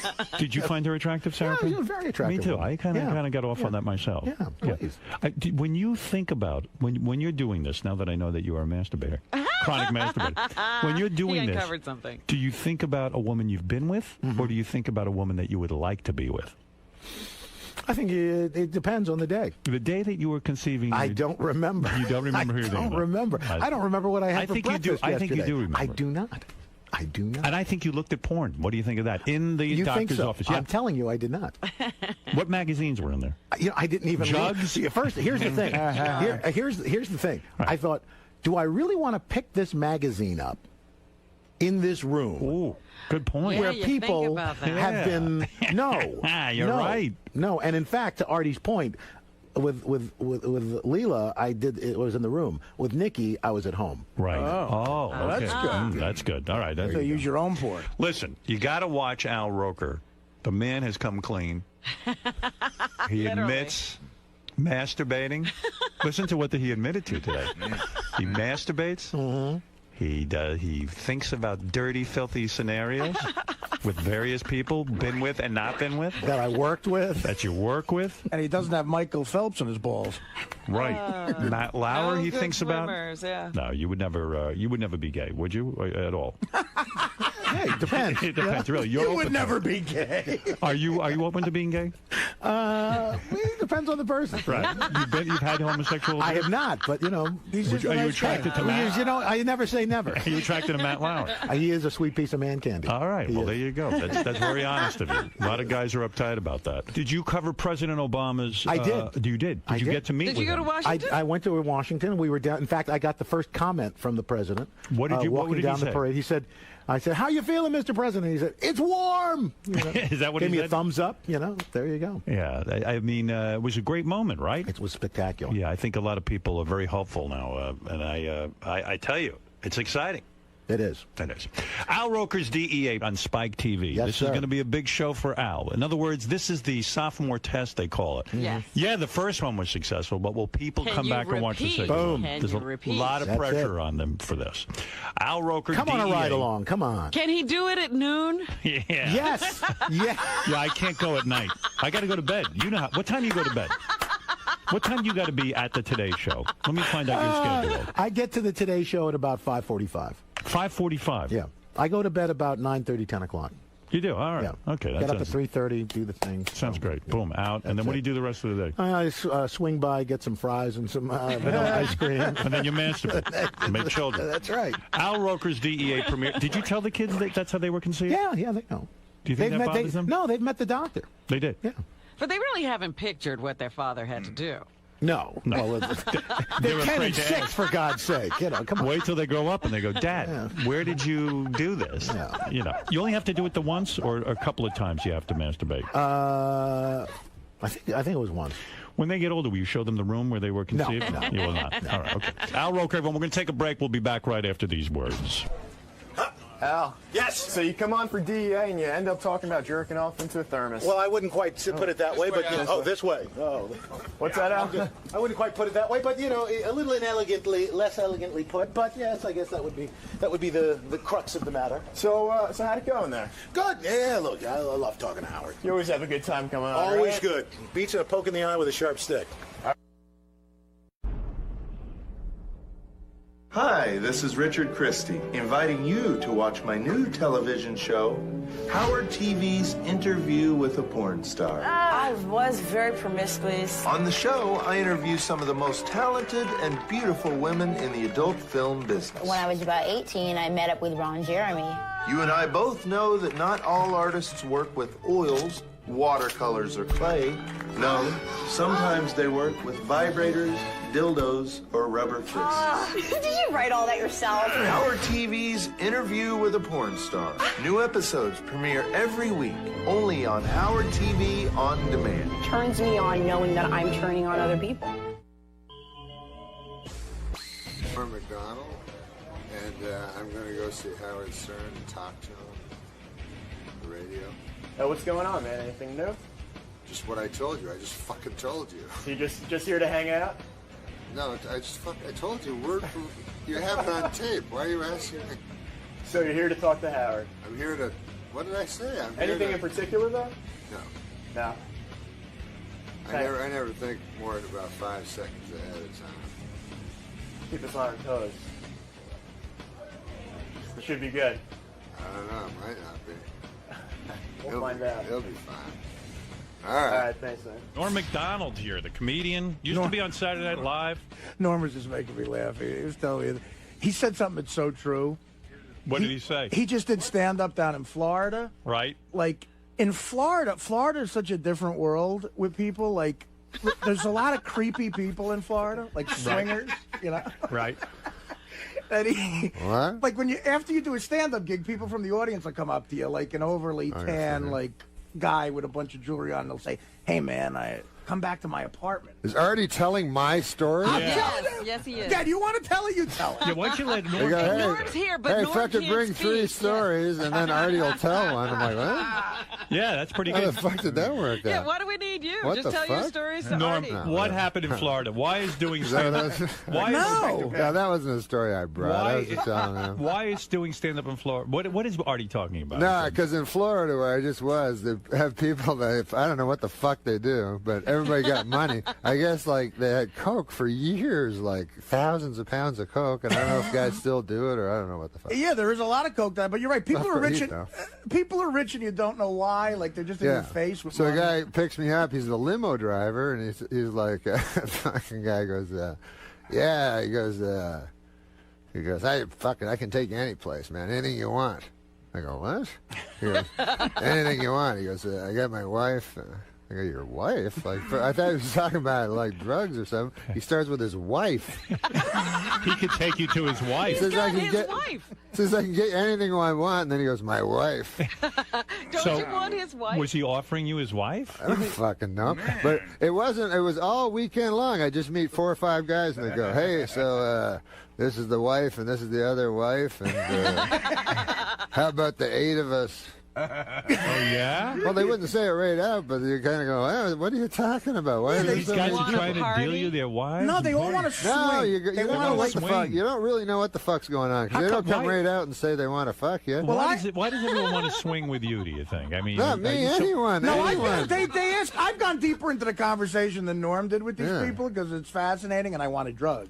But no, they'll tell you. Like crazy. They'll tell you eventually. Like, look, there's me, and this is my wife, and this is her friend Nancy, and this is my friend Ed. You know, and we'll get some ecstasy. Ed's where it becomes problematic. Yeah. Nancy was fine. Yeah, Ed's everything's going good. All of a sudden, Ed, what the fuck? And Nancy's usually 46. Who the fuck is Earl? Who the fuck was this guy? Nobody told me about a guy coming out of a closet whacking off with his half-hard cock. Where the fuck did he come from? They say, well, things were going really well in the fantasy. You, Nancy, and Shirley, and suddenly Earl walks in. Yeah, what the fuck? You never told me. And then they're like, well, if we brought it up, we thought you'd say no. Of course I'd fucking say no. Earl was an afterthought. There's always a hot tub and ecstasy and pills, and they go, come back and we'll all fuck. You know, I don't want to fuck anybody. Like I lived in you live in a hot climate. You live in a hot climate. There's not a whole lot to do. You rely on other people, and it becomes like an orgy state. I think that's what happens. I think like I lived in Detroit for a while, and there wasn't a lot going on. That's different. And people just Detroit. sort of when I lived in Detroit, people would just sort of congregate together because there wasn't a lot of outside stimulation. You relied on others. Right. Detroit was mostly rape. No. Not, you're talking about the suburbs. I'm talking about in the suburbs of Detroit. You know, Detroit itself is a horror scene. But people would begin to rely on each other for entertainment. I think that's what happens. And then there's this weird, creepy thing that happens where people just start having sex with each other. The celebrity's coming to town, and we kind of know he wants to party, and he can fuck my wife and her friend, and I'll fuck him. That's kind of unsaid. Yeah. You know, the part about where a guy's fucking me. Who's taking them up on these offers? They at must the end be of the working. night. I guess the idea is... Doug Stanhope. Doug Stanhope. So anyways, I go, no, I go, listen, basically, I'm not a fancy guy. Fred, you know that. Really? I always thought of you as a fancy My guy. thing is, like, for a sexual encounter or something, I like to lie on top of a lady. I don't need a lot of fucking shit going on. One girl will do it. Are you currently That's exciting enough for you. Are you currently in a relationship, or are you playing the field? Oh my God! What the fuck? What are you, retarded? Are you really having a relationship? Come on, man. Seriously, what the fuck? Listen, I want to talk about this fucking... I want to talk about... First of all, it was funny because the guy was in here. When guys get interviewed and they're not really famous for anything except giving a guy steroids or something. Right. Because one time at Saturday Night Live, there was this guy telling Artie, there was this guy, Football Williams, and this guy is the guy that threw the brick at Original Denny's head during the riots. Football Williams is the guy who, during the riots, would throw... I remember Reginald Denny was a white guy. Yeah. He had the misfortune... threw a brick at his head. Pulled him out of the truck. Yeah. That guy's name was Football Williams? Yeah, his name was Football Williams. And he was on Saturday Night Live? No, he was on Donahue, which used to be right beside Saturday Night Live. But Schneider told me this story, Rob Schneider. Right. He went in, and Football Williams was there in a suit. You know, he was on Donahue. Wearing a suit. Yeah, wearing a suit. And he kind of recognized him, and he was like, fuck, it's that guy that fucking threw the brick at the guy's head. You know, he's all mad. Yeah. And then Football Williams goes, hey, man, you the copy guy. You funny. He says, you do my name, man. Football Rooney, or whatever the fuck. Right? So then he said, Stan Schneider said he really liked him. Yeah, you know, that's a funny thing. Like Artie said, he didn't like the guy who shot the steroids into Clemens, but then he met him and he liked him. Yeah. It was a very different kind of thing, you know. And so. you could tell he liked the show. You know what I mean? Like, that's how they get to you. Yeah. But listen, man, I'm always on the lookout for you guys out there in the fucking real world. You live in your little fucking bubble. Our little bubble here. There was an article about Artie. Oh, in Rolling Stone. That thing. Oh, you know about this shit? Yeah. You read the Rolling Stone article and you It's thought the you'd tell us? fucking weirdest fucking thing I've ever read in my life. Do you think it's a negative article or do you think it's a positive article? That's the best article he's ever read about. They had an age-old debate about this fucking article. Well, let me ask you something. This is the only art. Listen, if you read an article about an entertainer, I think this is history. This would not. I have never read an article about an entertainer where the entertainer is described as a liar. You don't see that like if they're doing a piece on fucking Elizabeth Taylor. Right. Not only is Elizabeth Taylor lie to people. What? You go, what? But let me ask you I thought I was reading about a fucking comic. What? Norm, let me ask you a question.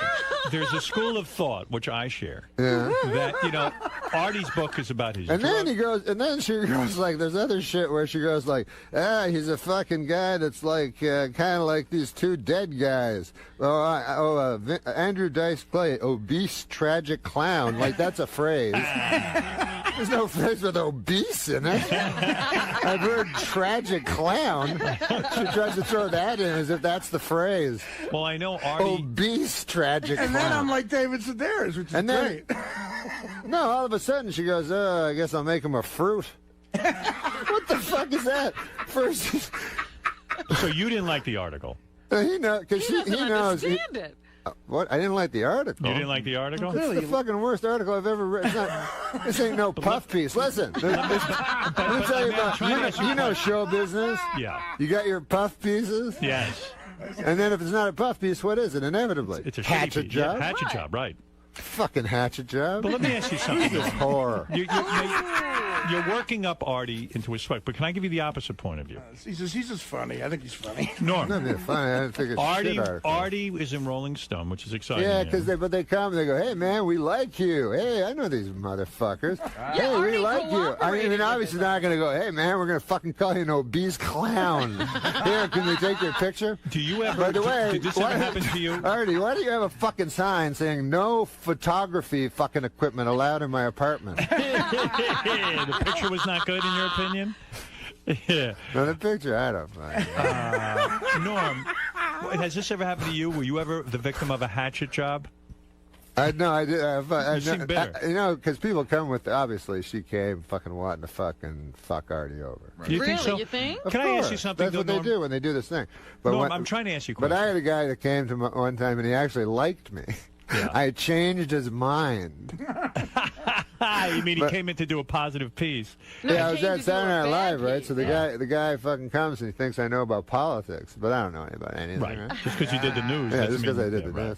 So he actually, he's a famous guy. He wrote this book called Oh, the guy you had, Howard, David Wild. David Eggers. No, David Wild was a good guy. Yeah, I had David Wild. David Eggers. He wrote a book called My Staggering Book of Genius or some fucking thing. Oh, yeah. I read that book. It's a good book. Yeah, I don't know. I won't read a book where I don't understand the title. This will be a good. You know, like those movies. Yeah. Too fat to fish. Yeah, I'm too fat to fish.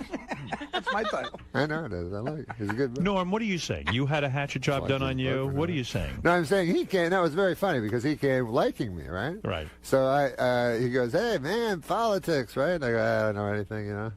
Jim Downey knows a lot of stuff. He does those, and I just like read the headline and then try to figure out a joke. All right. And so he goes, "Oh, he's kind of like, huh?" Because I guess he liked political stuff or some fucking thing. So I was doing stand-up. So I go do my stand-up, right? And I'm all sick that day. You know, I didn't think I could do the stand-up because I had diarrhea and everything. Oh. Why do you point to your throat when you say you have diarrhea? I'm just curious. But anyway, go ahead. Diarrhea of the mouth. It was all the way up there. Artie says diarrhea of the mouth. So, Norm, So the guy liked you. The more like diarrhea of the mouth with this guy. So the guy liked you. He thought you were political. Yeah. So then I wasn't political. So then he goes and fucking does this gig with me where he thought he was gonna see Mort Saul or something like that. So, meanwhile, it's a guy with diarrhea backstage going, fuck, I hope I don't have diarrhea on stage. So, that doesn't help the story at all. Right. I like it. You like it? Yeah. So, I go on stage, and so, anyways, when I go on stage, I just talk at the start, you know, and so I just talk about having diarrhea and everything for a little while, and being weirded out that I was on stage with feeling like I had diarrhea. So I just did some fucking jokes or something, you know, talked for a while. Yeah. And then at the end, I never know what to do at the end, so I just talk to people, whatever the fuck they want to talk about. Sure. So guys are like, and yelling out shit and stuff. And so then in this article, then the article comes out, and all of a sudden, I'm a fucking guy that does a fucking hour act about diarrhea. Oh, he turned it around on you. He doesn't talk about what politics. it was, I think, in his head. He goes, like this, the first line is, the first thing you have to know about Norm Macdonald, he's not a political comic, you know, unless you consider diarrhea or something like that. So you were the victim of a hatchet job. Here was No, it wasn't a hatchet job. It was just what he thought, I guess. This is a fucking hatchet job. So in Artie's article, let me give you the opposing point of view that I might share. I think she wants to go like, oh, fuck, what if Artie dies and I wrote a nice thing about him, you know what I mean? But wait a second. Artie's book is about his drug use. Artie's book is about all of his, all of his faults. Carousing. And his carousing. And she says, basically, here's a day in the life of Artie, and there is a lot of turmoil right now in the life of Artie, and she describes it. So maybe it's really... Maybe you should be asking your buddy Artie, why would he expose all of that to a reporter? But Norm makes a good point, because too. That song, Cover of the Rolling Stone, Rolling Stone. But Norm I makes a was good into point. that. I mean, she even says in the article that Artie's trying super hard to impress her, and but I wasn't. But everybody is. Artie, it's an article. I don't know. It's an article. I mean, I was on some level, but I wasn't trying super hard to do anything. Being, nice. Like one time, they did a Rolling Stone fucking thing about me, and I was like, "Hey, man!" Like he was like, "Hey, tell me about yourself." I go, "I don't want to compliment myself, but when I read these fucking articles, everybody's saying the guy's a fucking genius and all this shit." I go, "Why don't you go just ask people? They'll fucking tell you something." Because I read these articles, I go, "Do people really think about people this much?" They'll go like Howard Stern. Fucking a guy has fucking 8 things to say, I go, I never thought. All right, well, the title of your article was "The End of Civilization. Norm Macdonald used to be urbane wit of SNL's Weekend Update. Boy, is that over." Are you Googling? Or yeah, wow. No, I mean... Use www? Yeah, I used www, and I found out what was going on. But he's right. Norm is right. When you read stuff about somebody else, I don't know, like David Cross or something, or some of these other guys. Everybody else is a genius. Yeah, they got 1 million people in their life that they find who call them great. And I'm it's like well, a maybe guy's they'll call somebody in the It's like a guy's worked on a quote for a fucking month or something. It's like Churchill. He goes, well, the thing about Dana Gould is the big fucking thing. I go, wow, that guy thought about that a long time. So it's very important. Come up with that big fucking thing. I don't think about anybody. Do you have a publicist to make sure now that these kinds of things don't Like if happen? somebody asked me about Artie, I go, you're fucking real funny. I wouldn't go like, well, I guess. Did you call the guy after your article appeared? Did you say, no, I I'm didn't not pleased? No, I didn't go. I mean, but it was nowhere near this. This is like this is DEFCON 5. This is bad. Hitler got better press. I think a lot of these writers too don't like comedians. What about when they make from a the joke? beginning? I love when they make a joke and it's the fucking most shit joke of all time. What is it? I don't know. Like every a lot fucking of them... time they'll make a joke. Like in the review, they'll make a joke. Right. They'll go like, "Dirty work was dirty. Didn't work so dirty when whatever." Should be washed. But these are guys who can never get a job writing on any show that Norm or I was ever on. You know what I mean? It's like, and I think they're bitter about that. But clearly, I just felt bad for Artie. Then when they call people up about me, it's never that. It's guys that I know have said to my face, "Hey, you're funny," but it's always like, "Yeah, we're just afraid Artie's going to die." Yeah. Well, listen. I don't know. It's just. One fucking... Now, I understand you are going with Artie. This is a slimy job because The girl has to go to Artie and pretend she likes him. It's going to be a good article. Yeah, she's faking it, too. Fucking shit job where you have to lie to somebody, tell them it's something going to be good, and then disappoint them. On any level, do you think she wrote a nice article? That's what you think? I didn't know On you any thought level, that. do you think she was... Did she give you the impression, Artie, that she liked you and she was going to do a good job? Yeah, she said, listen, I think you're... She said to me, she said, after I did stand-up, I was driving her home, and she said, I think you're unbelievably talented. That was impressive to see. She said to me, it was unbelievably impressive to see you got a standing ovation going up, you got a standing ovation leaving, and there were people mobbed backstage trying to get you to sign their book, thanking you and hugging you. I said, look great. I said, that's going to look great in Rolling Stone. Unfortunately, that didn't make it in. And everything she said was true. That happened. I didn't tell her anything, but, it's like... Norm, how are things otherwise besides Artie's article? Are you you over doing that? okay? I worry about you because I Worry about believe me. because you have problems too, like Artie. Artie has his addictions, but you are addicted to gambling, aren't you? No, come on, get away from the microphone with your hand. I can't hear you. No, you gamble a lot. You go to these. Someone told me something amazing about you, that the movie Rounders, which is about underground gambling, was based on your life. Oh, no. Is that true? That they followed you around? I didn't say that. I did. I got that information. I know that guy who wrote it likes Is Norm. that in my Wikipedia? Brian Koppelman likes you, the and writer that of he that. followed Norm around, and Norm would go play poker at a lot of these underground couples in the middle of the night. That's true. And it's actually a documentary on Norm's life. No, it's not. It is. But I would go to the same club where it was where they did Rounders, and this was before Rounders. Why would you play poker? When I was a kid, I played backgammon. I was good at backgammon. But why would you play poker at an underground club when you could go to, let's say, Vegas or Atlantic City and play poker? Why would you go underground? What is the I was appeal? only a little kid. I was just a kid. Oh, you were a kid. And I one thought is well, no, but one is 2 blocks away in Manhattan. Oh, I see. Me and Norm went to the second time I was on your show ever with Norm, we were in one of those clubs all night long. Right. And we came right from the club. Did you get your clock cleaned? Did you lose a lot of money? I lost all my money immediately, so I had to start shooting pool. There was just all gambling going on. So I shot 8-ball until like 6:30 in the morning with a guy, and I lost $800 doing that. Right. And then I lost about $2,000 at the tables. Norm played poker. And then did Norm win? We just one time a guy tried to hustle me at pool. Are you good at pool? Norm's good at pool. No, I mean, you're no, not very good. But we're just playing like bar pool, like we're drunk. We're all drunks. This was when I was young, But you play for a lot of money. No. This is when I had no money. Yeah, okay. So I'm playing this fucking. Right. Yeah, you're okay. Well, I'm playing this fucking pool hall, and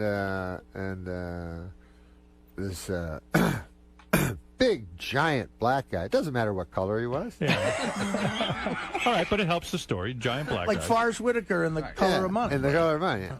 So he comes. No, but he's dressed like he has all this stuff, and he has 2 girls with him. And I'm all drunk. I'm like an idiot, with my friends playing pool. So he goes, I'm next, so he puts his like fucking 4 quarters down. Yeah. And so then he goes, here, let's play. So the guy, he has his own stick, Oh, boy, you're in for trouble. Yeah. Then. So we're playing, and he's missing by only like a millimeter every time, But I win, I beat him handily, but he's the worst hustler ever, right? So we play for $1. So then he goes, now we're playing. He goes, now we're playing for $100. Like it goes up to 100 from 1, and I just beat him every fucking. So I go, no, I'm not. What? I go, I'm not playing. I'm taking my $4 I'm and going drunk, I go, I'm ahead $1. I was kind of an idiot. Yeah. I go, I'm ahead $1. I'm not playing you anymore. And so the guy goes, he's all mad. So then another guy played, and then stupidly I gave my friend advice, and then the big giant guy hit me with the cue across my head. What? And I looked up, and the cue stick was right in my head, and he goes, I break people's bones for a living, motherfucker. What? Oh, whoa, you're kidding me. Yeah, that was He my sounds story. like Football Williams, that guy. That way I was like that. Oh. But Norm, So that was my story about my Norm, pool hustling days. You should keep that one to yourself, the pool hustling story. But Norm, shouldn't tell that on radio. Yeah. But Norm, I don't understand something. You go to these underground clubs and you play these cards, and it's a lot of money. You're talking about a couple of grand, right? You're talking about maybe I lost 20, a couple of grand. You're talking Got 160 million. You're talking about it's like when Johnny Carson tried to be like, "What's a loaf of bread cost nowadays? Is this crazy?" No, I'm saying I got news for you. It's like $2,000. It's like $2,000. I wouldn't gamble $100. Yeah, but he's not a gambler. I've seen Howard get mad over $10. I don't like to gamble. I find it insulting. That, in other words, I find making money, is a very, especially where I grew up, is a very hard thing for a lot of people, and it's a tough thing. And to just piss it away in a gambling situation, my old man felt the same way. Offends me. And my father would think that too. Right, but you play for big bucks, right? I mean, No, 20, 30 grand a clip, I'm right? trying my best. Well, you don't remember what happened with this place when we were there all night. Yeah, tell the truth. And we were there. I don't know what Norm played that night. He was playing all night. I lost 2,000 myself, But so we came here, and Norm accidentally said the name of the place. Oh, fuck. Do you remember that, Norm? Yes, because the guy did not care for that. A guy called up and said, "Yeah, listen, Norm, like later in the afternoon, he said, listen, we appreciate you coming here, but we don't have a fucking publicity department. We're not looking for customers. They're not looking for that. Can I say the name of the place? It's not The there. Mayfair. No, don't say. It's not there anymore. The Mayfair. It's not there they're anymore. closed. No, it's a famous place now. Yeah. The Mayfair. Yeah. Well, But Norm, I think Howard's right in the sense that guy Koppelman, who wrote Rounders, he's a good guy. I know him too. Yeah. He likes you. No, he and was there sorta all the hung time. around. Yeah, he played at where. Well, why couldn't it be his own story if he was there? I might be involved. I knew a guy that was in the movie, Joey Bagels. yeah, what I hear is that it was based on you. Legitimately, he would watch Norm while he played. So, are you going to Vegas with Artie and going to be on Sam Simon's TV show with his gambling? Oh, you're doing that, right? Yeah, I'm doing it. Are you doing it? Yeah. He told me you were. Yeah, me and him together are going to play poker on television. Now, how is that going to work for Artie? You know he's going to get into trouble in Vegas. I thought you were interested. All I know is like Sam's been to this Playboy. It's Playboy's Sam Simon's poker show or whatever it's called. Right. But is it on real TV? Well, I don't know. He's been there more often than you'd be for Playboy Grey's show. Anatomy or something. You know, Right. it's like that kind of a production. So Sam Simon, the guy who created The Simpsons, has a gambling show. Yes, a poker show where he's the host. And where does it air? Do you know? And me and Artie are the guests. So Sam's not gambling. It's the Playboy Channel, Howard. It's Playboy the Playboy show. Yeah, show. that's All what right. Sam told me. So it'll be you and Artie and Sam. It follows Hef's place. I see. So it'll be you, Artie, and Sam up against each other in a battle of poker wits. But hey, don't expect, don't be surprised if there's a streaker. It's you the say Playboy Channel. Right. Sam is the host, but he's You never gambling know. as well. Oh, Yeah, please. no, Sam's playing. Okay. And early on Hef show before, It gets it's more and more interesting. Sam's playing poker as well with us. Oh, wow. And, What a bitch. And who are the other people that will be playing with you? Dick Will it Gregory and Lenny Bruce. No, really. Who will be the other people playing at the table? I don't know. Jennifer Tilly, Of course. Is that true? His ex-wife. his ex-wife. Right. And maybe some other And folks. Phil Locke is Jennifer Tilly's present Boyfriend? Is that the Unabomber guy? Yeah, the You know, the professional professional poker player they call the Unabomber because he with the wears a hood. hood. Oh, he's a professional poker player? You're It's gonna go great, up yeah, against it's a on. professional. We're going to go up against a And professional they will. poker player. And what do? They give you a certain amount of chips. Everyone gets the same amount, and then you have one big winner at the end. Yes. Is that And correct? what's the prize? It's The charity. prize is it all goes to good cause. Oh. But do you gamble the same way when you're gambling for a good cause as when you're gambling for yourself? Shouldn't the prize be really money for you? That's a whole different thing. Norm does. Norm's competitive, man. Right. He does, no, but Norm, he does. Are you going to take it? Do you want to win? Do you want to beat Sam Simon and Artie at the poker table for charity? Are you going to be motivated to win this Yeah, thing? well, you want to win for charity because Yeah. it's good stuff for the world and stuff like that. Right. But you know what I don't like when I come and my charity is not as good as the other people's charities. Right. And then I go, oh, maybe they should win because there's like AIDS in Africa and stuff. All right. And mine's the like some improvements at the Bel Air Country Club. What is your charity anyway? That's it. It's the Is Bel Bel Air. Air Country Club. Yeah, charity? their tennis club. Wow. Needs a net. It needs a net. And you'll get preferential treatment if You you want to go talk there. about competitive shit. Me and Norm used to play playing tennis. tennis, Jesus. Me and Norm played tennis at the Can imagine. at the Burbank Country Club because we shot our show on the Warner Brothers lot. Right. And we got thrown out of the place because we were I mean, we really got mad at each other for winning and losing. And you take it serious. Because we yell and stuff and dive for the balls, and people would be like in white stuff. David, I think we should have been wearing white stuff. In all fairness, you do a lot of work for charity like this. You like to participate. Not sweatpants. You do a lot of work for charity, Norman, in the sense that you'll go on TV shows for charity. You did, didn't you do a Celebrity Millionaire or something like that? Yeah. And how did you do on that? Did you win money? Yeah. You did. I did. The celebrity, the charities did. You're not the celebrity? The charities did. But you were the celebrity on Millionaire. Yeah. Do you remember leukemia? Yeah. My money that pushed it over doesn't exist anymore. You got rid of it. I got rid of it. No, you went on Millionaire with Regis, right? Yeah. And Regis asked you questions. Yeah. And then you answered up to, do I have this right? $500,000 worth of questions. Yeah. Wow. Yeah, he won $500,000. Brainiac. Good for you. Yeah. I mean, you're pretty smart. $500,000 to get up to. That's pretty good. Norm's a smart motherfucker. But I'm not anywhere close to Brainiac. Well, Brainiac, of course, was invented on Krypton. He's a supercomputer. But I don't say literally. I was saying, you're comparing me. That's high praise. Because Brainiac, you could tell even from his head how smart he was. And he had tubes coming out of his head. I know, man. Norm picked Paul Newman's charity because Norm wanted to meet Paul Newman. Yeah. Is that true? Yeah. So you gave to his salad dressing empire kind and of thing? also, it is a great The hole in cause. the wall. The hole in the wall game. How long ago was this? A couple of years ago? Yeah. So Paul Newman 26 years ago. So did Paul Newman call you personally and say to you, hey? No, he wrote a letter. Did he? Yeah. Look at you. $500,000 contribution. Yeah. And I could have gone to meet him, but then I was too afraid.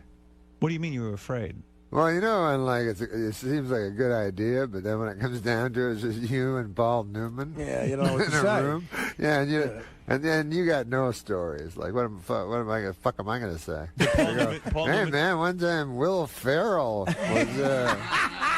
Rob Schneider and Football Williams. I'm sure Rob you'd love Schneider. him. Do you know him at all? Do you know anyone that I'm talking about? Do you know any entertainers I know? That was a great story about you and Redford. Yeah. Listen, me and Artie Lange. In other words. So that was Robert Shaw, huh? Hey, fucking Bud Friedman's backstage with me. This guy's a character. What you're saying is Paul Newman wrote you a letter and said, "Why don't you come out to my Paul Newman ranch? And hang out with me." Yeah. So but I can plus, get to know I you. kind of got the assumption that it would not be just me and Paul Newman. I suddenly had a fucking vision that it might be me, Paul Newman, and very sick children. Oh, God. So then it didn't become as appealing. Well, you know what? Gary actually went to Paul Newman's house. Papa Booey went to Paul He did? Newman's. Yes. He was there for some charity event. Oh, not to I think harass him. it was a political thing. A political thing. And Gary was in the barn. Paul Newman has a barn on his property. Yeah. And if he wants to meet with you, he meets with you in the barn where he has all his memorabilia from his. Well, now he's dead, but he had all his memorabilia in the barn. Gary, go to the barn. You walk around and it's almost like a Paul Newman museum. You see pictures, you see trophies, you see Academy Award, whatever, and then Paul Newman appears at the barn and he speaks with you. And then he leaves, and that would have been it. I'm sure he wouldn't. Oh, that would have been it. Oh, that's his shtick he does. It's his meet and greet. It's like Artie backstage at an Indian casino. I take a picture of the tribe. Do you find this with Indian casinos that some of them are real old Indians, like from the movies? Absolutely. And then some guys are just young guys that are like, They don't even look like want to go get a lady? And the other guys are like, this is my wife from 14. No, the kids are the Indians. Because when you do an Indian casino, you have to meet the tribe leaders. Yeah. And the kids, their grandkids and shit, they all look like, the Jonas Brothers or something. Right. They're dressed in like shit from the Gap. And You start to feel like it's all one big stamp. No one really looks like an Indian. That's what you think. Yeah. It's pretty hard to prove. But Norm wanted to. The funny thing about that was Norm could have won $1 million. And he was like, fuck the charity. Regis kept saying, Norm, you sure you want to do this? Because, if you lose, it's nothing. And Norm's crazy gambling attitude was like, no, I want to win the $1 million. Why did you stop at $500,000? He talked me out of it. Regis talks him out of it. Yeah, well, $500,000. You would have gone for it. Yeah. And he knew the If it question. had been me, I would have done it. Didn't you know the question? Yeah, I knew the answer. You did? Whatever. What was the $1 whatever. million question? Do you know? So, I know. His lifeline was Sam Simon, and Sam said, and he hadn't used Sam yet. Like Norm got to $500,000 He didn't without. even use all of his lifeline. I know. What was the $1 million question that they would have asked you had you played on? It's not entertaining. I want to know. Yeah, it is. For me, it is. Okay. What was See if anybody knows what it is. Okay, Ask us the question. It's what a golf course, a bomb shelter is built under for the government. Bunker. What? Yeah, bunker. Yeah. What? What is that your answer? Is that the way Regis read the question? No. Again, say the question again. Underneath a certain golf course, there's a bunker that, in case of a nuclear war, all the congressmen and senators. I'd say probably at Camp David's private golf course, but let's see what golf why course. would you have it there? They hang What it the name is what golf course? Yeah. But this would only be an interesting question. Fred, do you know that? This would only be an interesting question on the Golf Network. No, but it's because it's an interesting question because for $1 million. How did you know the answer to this? How would you know where a bunker is built under a golf course? How did you know the answer? And you know the name. I read stuff. Right. Do you read a lot? Is that what you like to do? You like to read books and things? All right. Do you like to read books? They give you 4 to choose from, right? 4 different golf courses. Yeah. And you have to pick the one. But you knew the answer right off. You didn't even need... I was pretty sure of it. Yeah. What were the 4? Do you remember the 4? But then, I remember the 4. Go ahead. Give us the 4. You want me to remember all 4? Pinehurst, Greenbrier. Let's see, the ones I'm searching for, aren't going to be the answers. Yeah, wasn't it Greenbrier? Yeah. It was Greenbrier. Yeah. And you knew that? Fred knew it. Wow. See, it wasn't that hard a question. It was just either you know it or you don't. Oh, you should have gone for the $1 million. What a schmuck you were. Well, he wanted to. He kept saying, like, no, I want to go. No, this is the problem. When I was talking to Regis, I didn't know.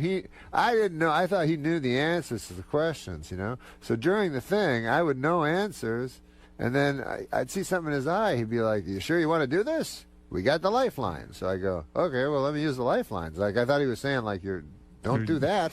Yeah? But then it turned out later he never knew it. He doesn't know anything. He didn't know that. They don't tell him the answer until it comes up. Wow. Well, anyway, listen, Norm. I wish it was more entertaining. It didn't seem you were very entertaining. As a matter of fact, funny today. It seemed less entertaining than usual to me. Really? No, I thought this was one of your better appearances. Norm always thinks that. Norm always thinks he sucks, and it's like the funniest thing ever. If you thought you sucked, why don't you get up now and juggle a little bit? If you do some juggling, it'll be a home run. I think you don't add juggling to this one. No? Save the juggling. You think that's overkill, Robin? The next time will be... No, you were terrific. You really were. I never... Hey, but you want to see... I never saw anyone come in here and light up the room the way you did. Well, he skewered this broad who wrote the article. I thank you. That was great. It's always good to have friends in show business who do that because for you. You were insulted for Artie with his Rolling Stone article. Fuck her. Right. Yeah. Well, Norm Macdonald, of course, has a long history with Artie. And plus, she probably wants to be famous too. And the other thing is, I met Artie. That's why I was saying I shouldn't even bring it up because No, I met Artie through Norm Macdonald. That's and right. You are you're a great guy. And let me just say that you have a very big show coming up. And I'm up. not plugging anything. I'm not here to plug anything. What well, you're not, but it wouldn't hurt. Oh, maybe I do have a big show. You do have a big show coming up. Are you a tough guy to hang around with? I would imagine you are. What the fuck I don't would you think say you that have a lot for? of friends, do you? I consider Artie my friend. No, come on. When's the last time you spoke to Artie? I don't have a lot of friends. I wish if I lived in L.A., I would see Norm all the time. I said talk to him. I don't click with many guys. But No, because I would imagine I'd be nervous to hang out with you. Why would you be? Because I think you're obviously a kind of closed off guy. You're very sarcastic. Is there a real Norm? Is that what you're saying? Is there a real I always think Norm What a great ending. This is I always think guys like Johnny Carson. Great to have you with us. You know what I've noticed about you? You're unlikable. No, I didn't say that. You're Richard Nixon. Yeah, I'm Richard Nixon. No, I didn't say that. Can I say a thing I heard on Nixon this morning? Sure. On YouTube? He was talking, it's called YouTube, you can look it up. It's called YouTube Archie Bunker, right? And so it's him coming in, he's talking to fucking Ehrlichman, right? Right. And he goes, or Bob Haldeman, right? And he goes, Bob, I was watching a football game the other day. They come on to the movie afterwards. God damn this movie. Glorifying homosexuality. They had a guy there, 2 magnificent, virile, handsome guys come in. And there's a hard hat there named Arch. And Haldeman goes, yes, that's a show every week, sir, whatever. And Arch comes in, and this fairy comes in. He comes in very gay, and he has the ascot on, but they do it cleverly. Not offensive, you see. He's a very articulate man. He knows the arts. And so they do it very cleverly, glorifying the homosexuality. And Arch comes in, the son-in-law comes in. I guess he goes both ways, this fag. So Arch goes down to his friend at the bar. And this guy works for and then there's a guy there from the Detroit Lions, best friend Arch.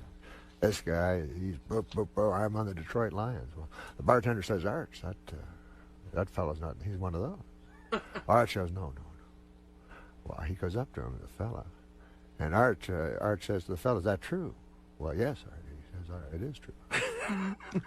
He says, have you ever seen me with a girlfriend? No, I haven't. Well, goddamn, I turned the fucking thing off. I remember that. That was really talking You gotta to fucking look it up on that's an YouTube. actual It's the funniest fucking thing I've ever heard. I'm looking at it right now. It's on YouTube. Yeah, it is. And it was Is it the funniest thing, Gary? Yeah, Nixon. How fucking funny is it? Nixon was so out of it, he didn't even know about Archie Bunker. No, he thought it was a movie. Yeah. He thought it was a movie and He real goes- life. And he goes, there's a hippie son-in-law and some screwball daughter. That's the best. And he was really upset. The number one. How could he not know that show, man? I think because he's so, but he's smart and thinking about. I think he's thinking of other things. Like we're the retards. I guess. But Norm, I didn't mean to insult you, but I realized that you would be hard to read in a social situation. You can never tell if you're having fun. Oh, and, really? You know, I'm one of those people that stresses out whether my guest is having fun. So if we were hanging out, I'd say, I don't think Norm is really having a good time. I think he wants to be off gambling for high stakes. Oh, no. Well, that's usually true, but Would he like to make his living gambling? Maybe we could try it one time. I was going to be Martin Short's friend for a while. We were in negotiations. Yeah, how'd that break down? I don't know. I met him. He was fucking funny, and he made me laugh, and he was laughing at me and shit. So I said, hey, we should be friends and stuff. And he said, yeah, well, let's be friends. You go to a cottage. And I was like, fuck, I'd have to go to a cottage, you know? And then, so it never caught on because the cottage was in my head and shit. What do you but mean still, the I would have cottage? liked, that guy would be cool to I fucking know. hang out But with. what do you mean met him. that He's would be a good hilarious. friend But for then you? going to a cottage, you understand? I don't want to go to a cottage. Yeah. Well, that's the problem All of a with you. sudden, you're going on a cottage on a plane. But that's You the go, problem. Maybe I Norm, should have done this. Norm, What? that's the problem What's with you. that? So if someone suggests something right away, it's not Too guarded. I know what you're it's saying. not too. It's not cool enough for you. Where would They're you not go cool with Martin enough. Short? I think Martin Short says, "Let's go to a cottage No, I'm and not hang saying out." that. I'm Yeah. saying like I think you're right when I said I'm too guarded. Like Yeah, I'm not you don't wanna willing to be- do things. You don't want to be trapped in a cottage with Martin Short. The I would idea, no, I love the that idea part. of being friends with Martin Short is fun. The idea of being in a cottage with Martin Short and then having the pressure to talk and to interact with one another. Yeah. I understand. I'm the same way. Yeah. It wouldn't work out for you, Yeah. and it wouldn't work out for me either. But you go on that vacation. But maybe in with, another lifetime. Yeah. You go on that vacation with Sam to Hawaii. That's cool, right? Well, he's with his kid. When Norm's with his It's kid, not so he's cool. He just tolerant. made a face. Hey, how's your kid? How's Dylan doing, man? How's Dylan's your doing kid? great. Dylan's fantastic. All right. Why don't you call him? He hates anything with children. No, I don't. No, he does. You don't. He does. I love he my made kids. the face. No, you made the face. I didn't make no face. I said, how did you like that vacation with Sam? And That vacation was great, man. Hey, Robin. Yes? You asked me a question. All right, look. Then she goes back to her Sudoku. Isn't that what ladies do? That's as much I know about ladies. Howard, what if we ended up being friends? Like it can't like happen. Rickles and Newhart. That'd be fun. Go to the Great Wall of China together? Let's go to Europe with the wives. All right. The great Norm Macdonald. I always thank feel like you. there's so much more What to if we say. went to Europe with their wives? That's something else.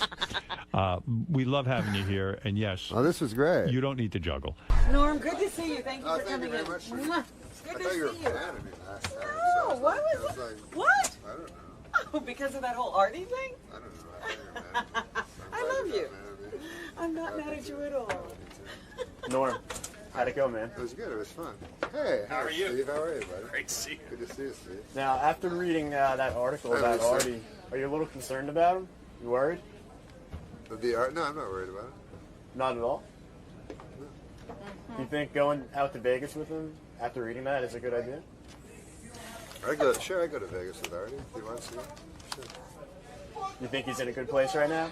A good place? I'm not a, what, that sounds Like mentally. I'm not a psychiatrist. What the fuck would I know? Well, you're good friends with him, right? Yeah, but I don't know that. I can't, I'm not a psychiatrist. I don't know about that shit. Alright, so you had fun I just tonight? know if a guy's smiling, I figure he's happy. And if he frowns, I figure he's sad. Yes. It was all Artie seems smiles today. Artie seems to smile, so I'll take his smile at its word. Alright, so you had fun in there, man? Yeah, I always have fun. It's fun in there. It's always fun with Howard. Always fun You with didn't Artie. think it was a good appearance? Well, sometimes, I don't know. Sometimes I think I'm getting dull or some shit, but it was all right. Yeah, why do you feel we need to juggle as you said. Juggle. I don't feel like I have to be a clown. I just want to. What? I'm fucking supposed to be funny. So if I'm not funny, I'm fucking failing at my whatever the fuck I'm supposed to be doing. You were funny though. No, so okay. I wanted to bring up the details thing. Talk about a hatchet job. On me, though. I forgot about that. The details. The details, yeah, right. I forgot about that. They did an article about the Norm show. The guy who wrote the article played poker with me and Norm all fucking night. And then the whole article was about how me and Norm are crazy gamblers and not anything about, like, by the way, he has a show on it. It was like three pages of just how we're... Danny Wilson was the hero of the piece. That was when Danny Wilson... He got more press than us. Danny Wilson... Warner Brothers playing publicist. Danny Wilson's getting fucking... Norm, you think I'm bad with assistants. Norm had an assistant for 20 hours, I think, in L.A. Yeah. Did not work.